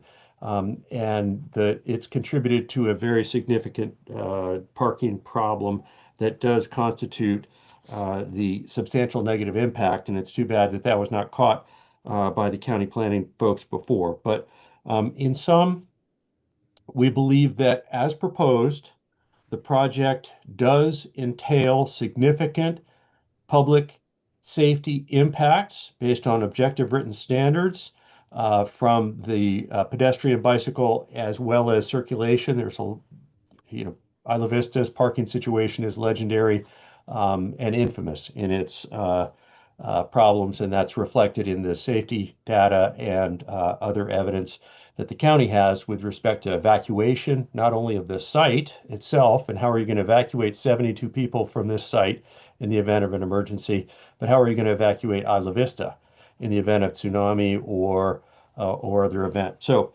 I will appreciate the extra time, Madam Chair, to allow me to complete my comments, but we do have significant concerns, and we'd ask that your commission consider this and look specifically at whether it's appropriate to undertake a level of environmental review to evaluate these impacts more carefully and mitigate them if feasible. Thank you.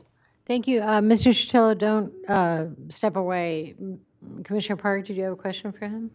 I do. There's an argument you've made about the size of the rooms, which goes to density, and that refers to a specific policy we have, and then therefore there's not the CEQA exemption.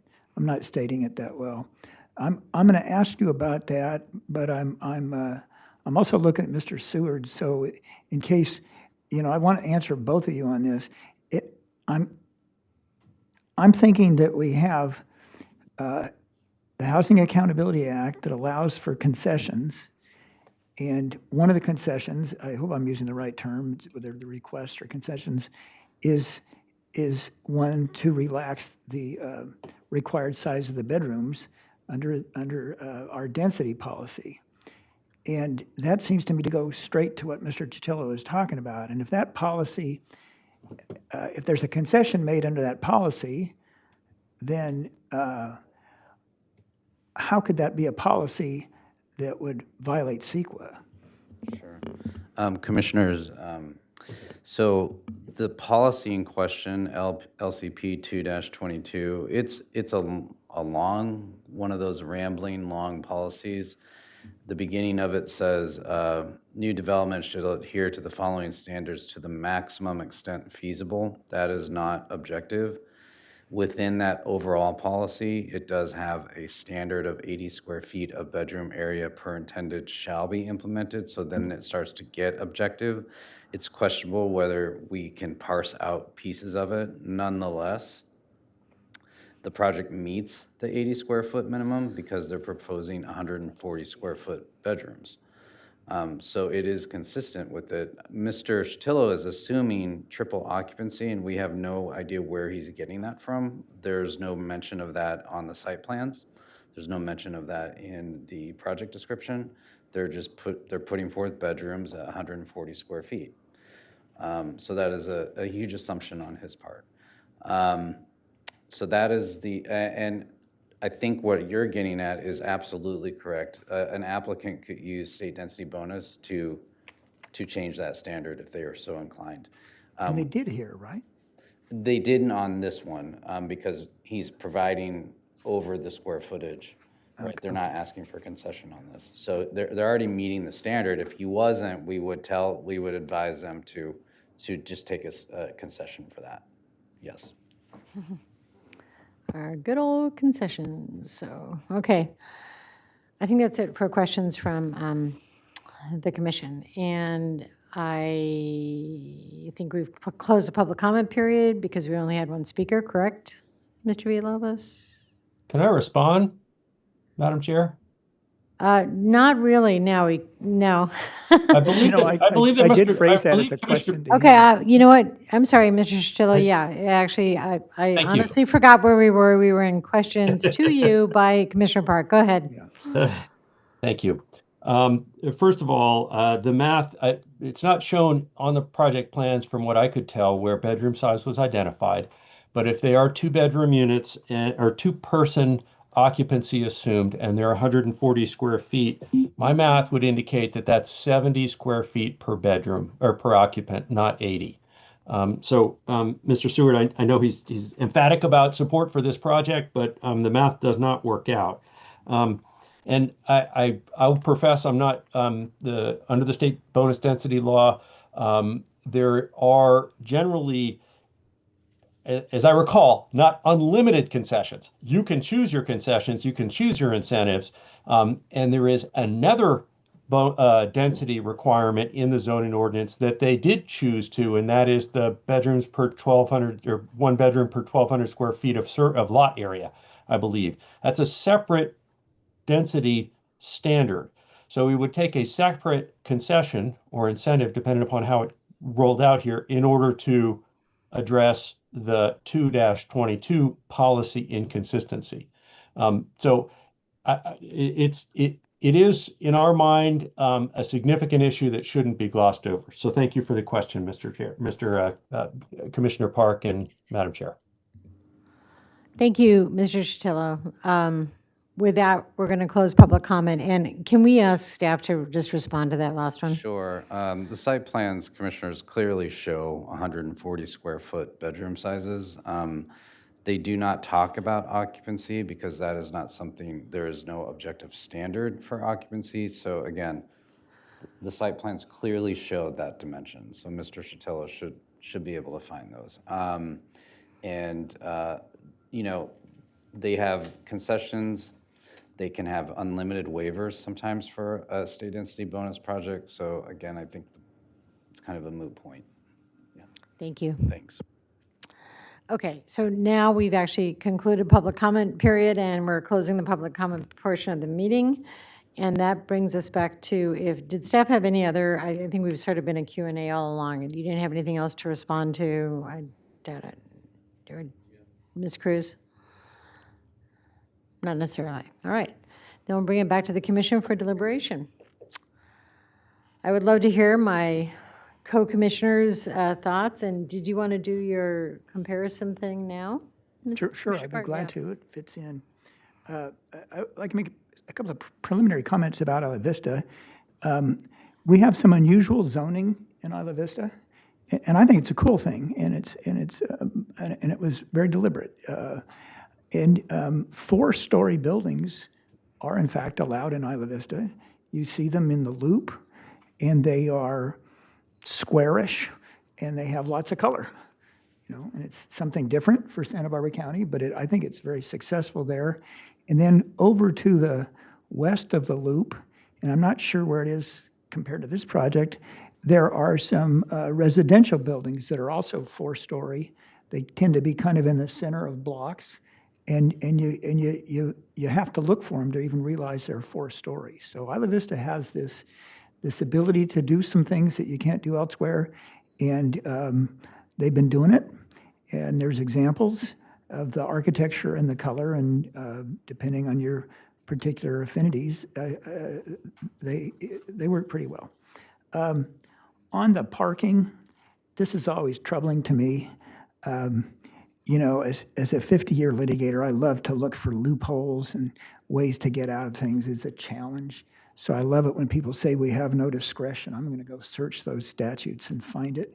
And that allows me to at least argue, and maybe the rest of you to hear it, that we'll find some cases where we can say no, even though we have that Housing Accountability Act. You know, we can find specific adverse impacts, and I've argued it here with respect to parking.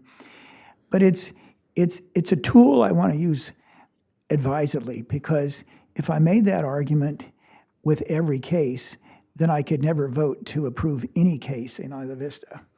And I want to approve them in Isla Vista because it's a way to get some affordable housing with these bonuses and things. And we just went over that we might get some affordable housing to be occupied by people who aren't students and who might not otherwise have affordable housing.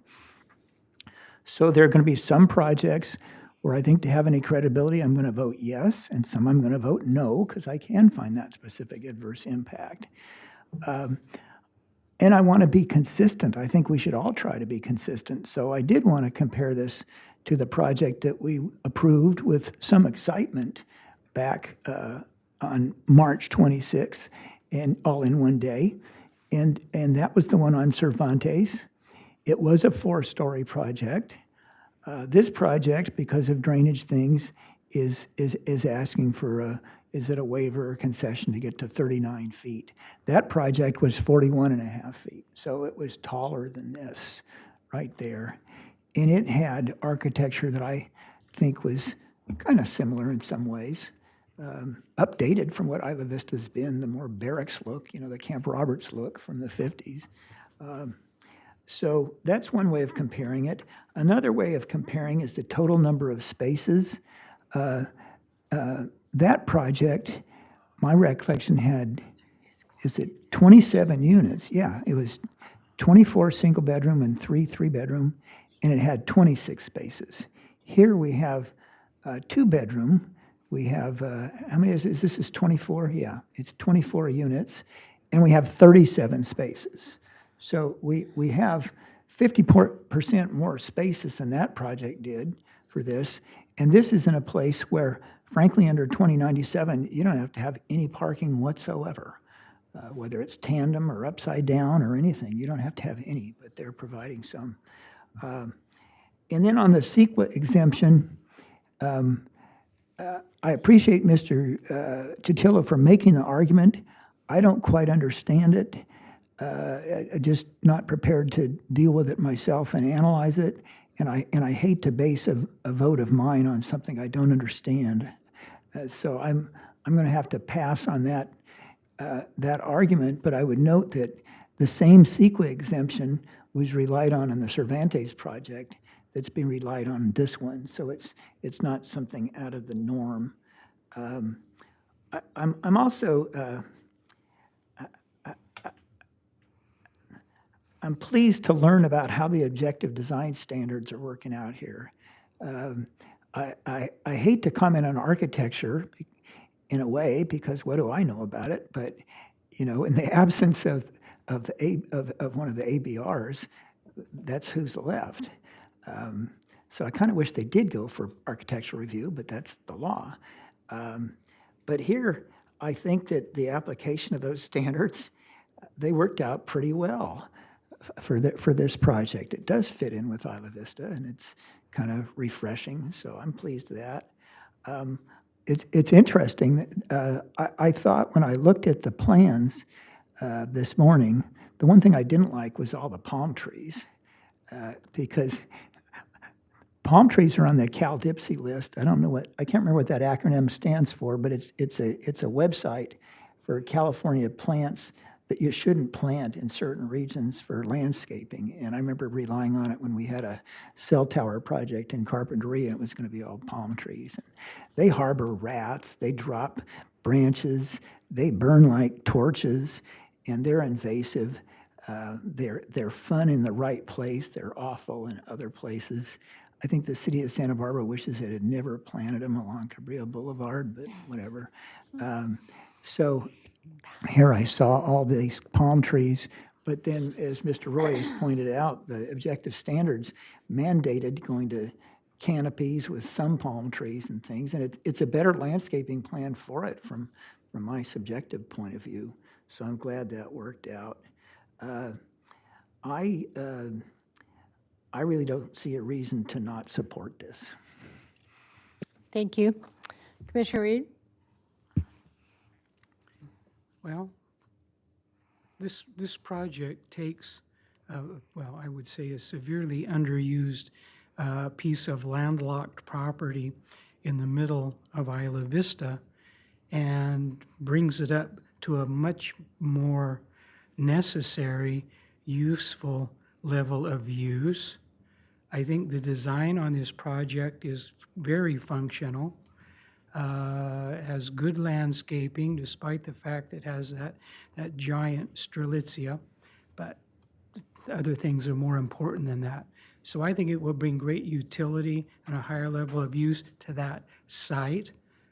Sure, it's 39.5 feet high, about 3.5 feet higher to raise it up to accommodate what I think is a very novel means of controlling water on this site. There are other 3-story buildings in the immediate area.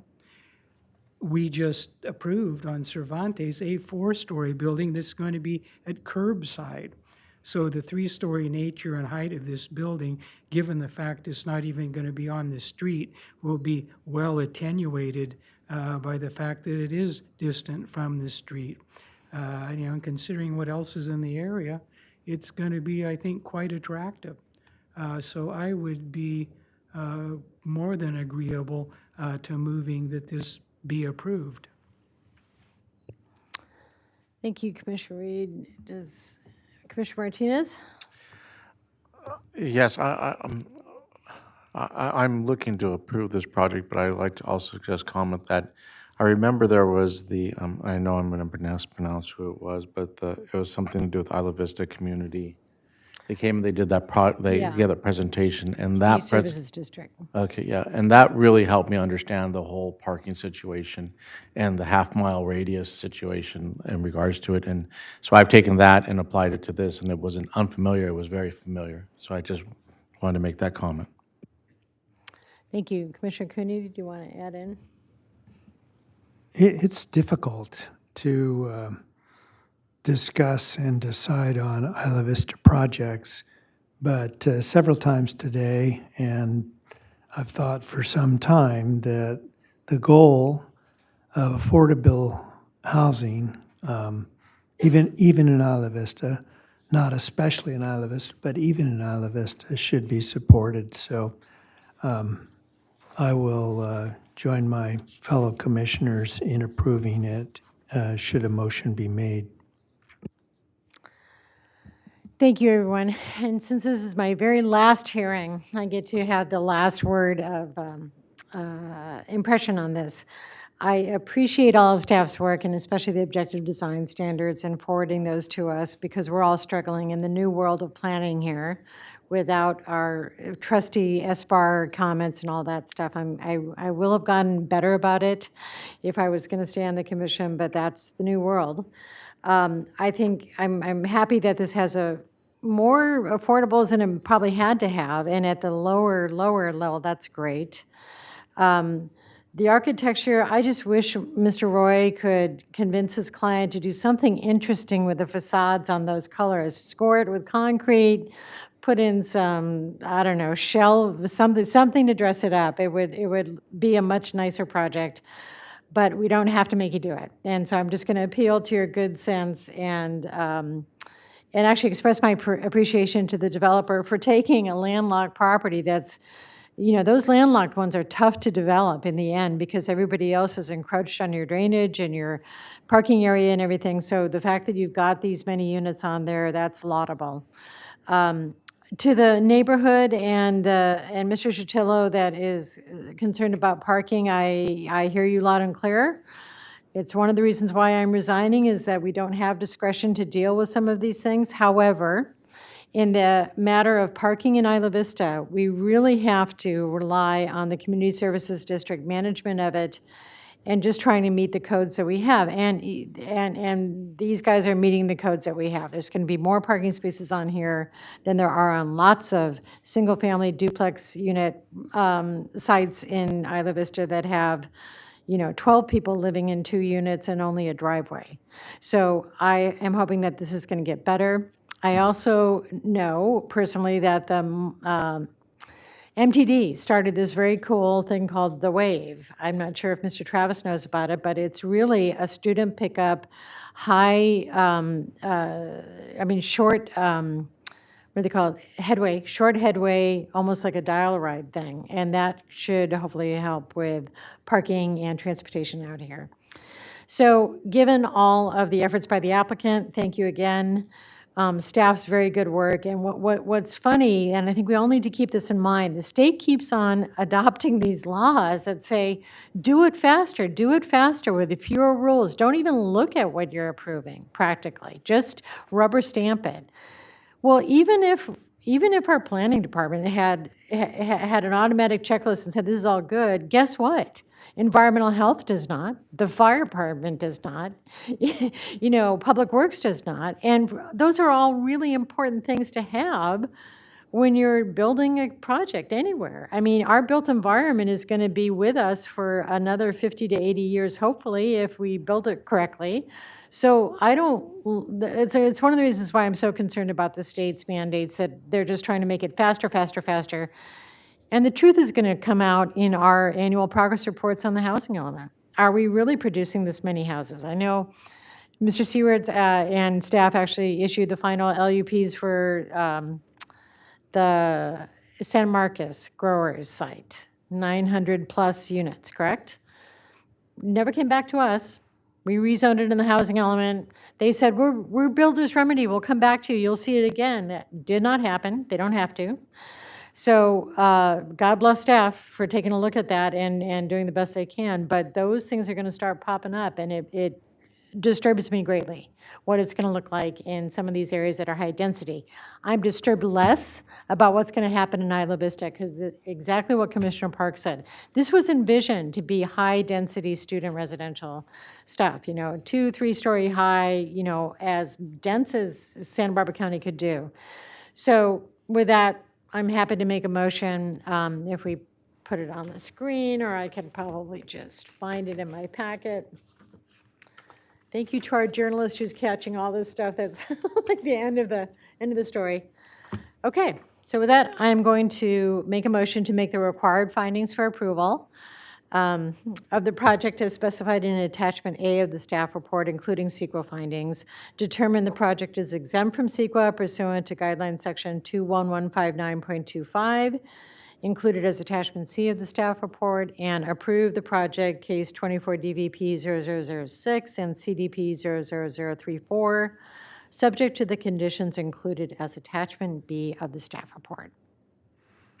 Well, because this is your final motion as a planning commissioner, I've just got to be the one to second it. Okay. And I want to say, I look forward to seeing you at the podium telling us what you really think. It might not be that different. Maybe that's why I have to take a bye now. Okay, so we have a motion and a second. Let's roll call it just out of.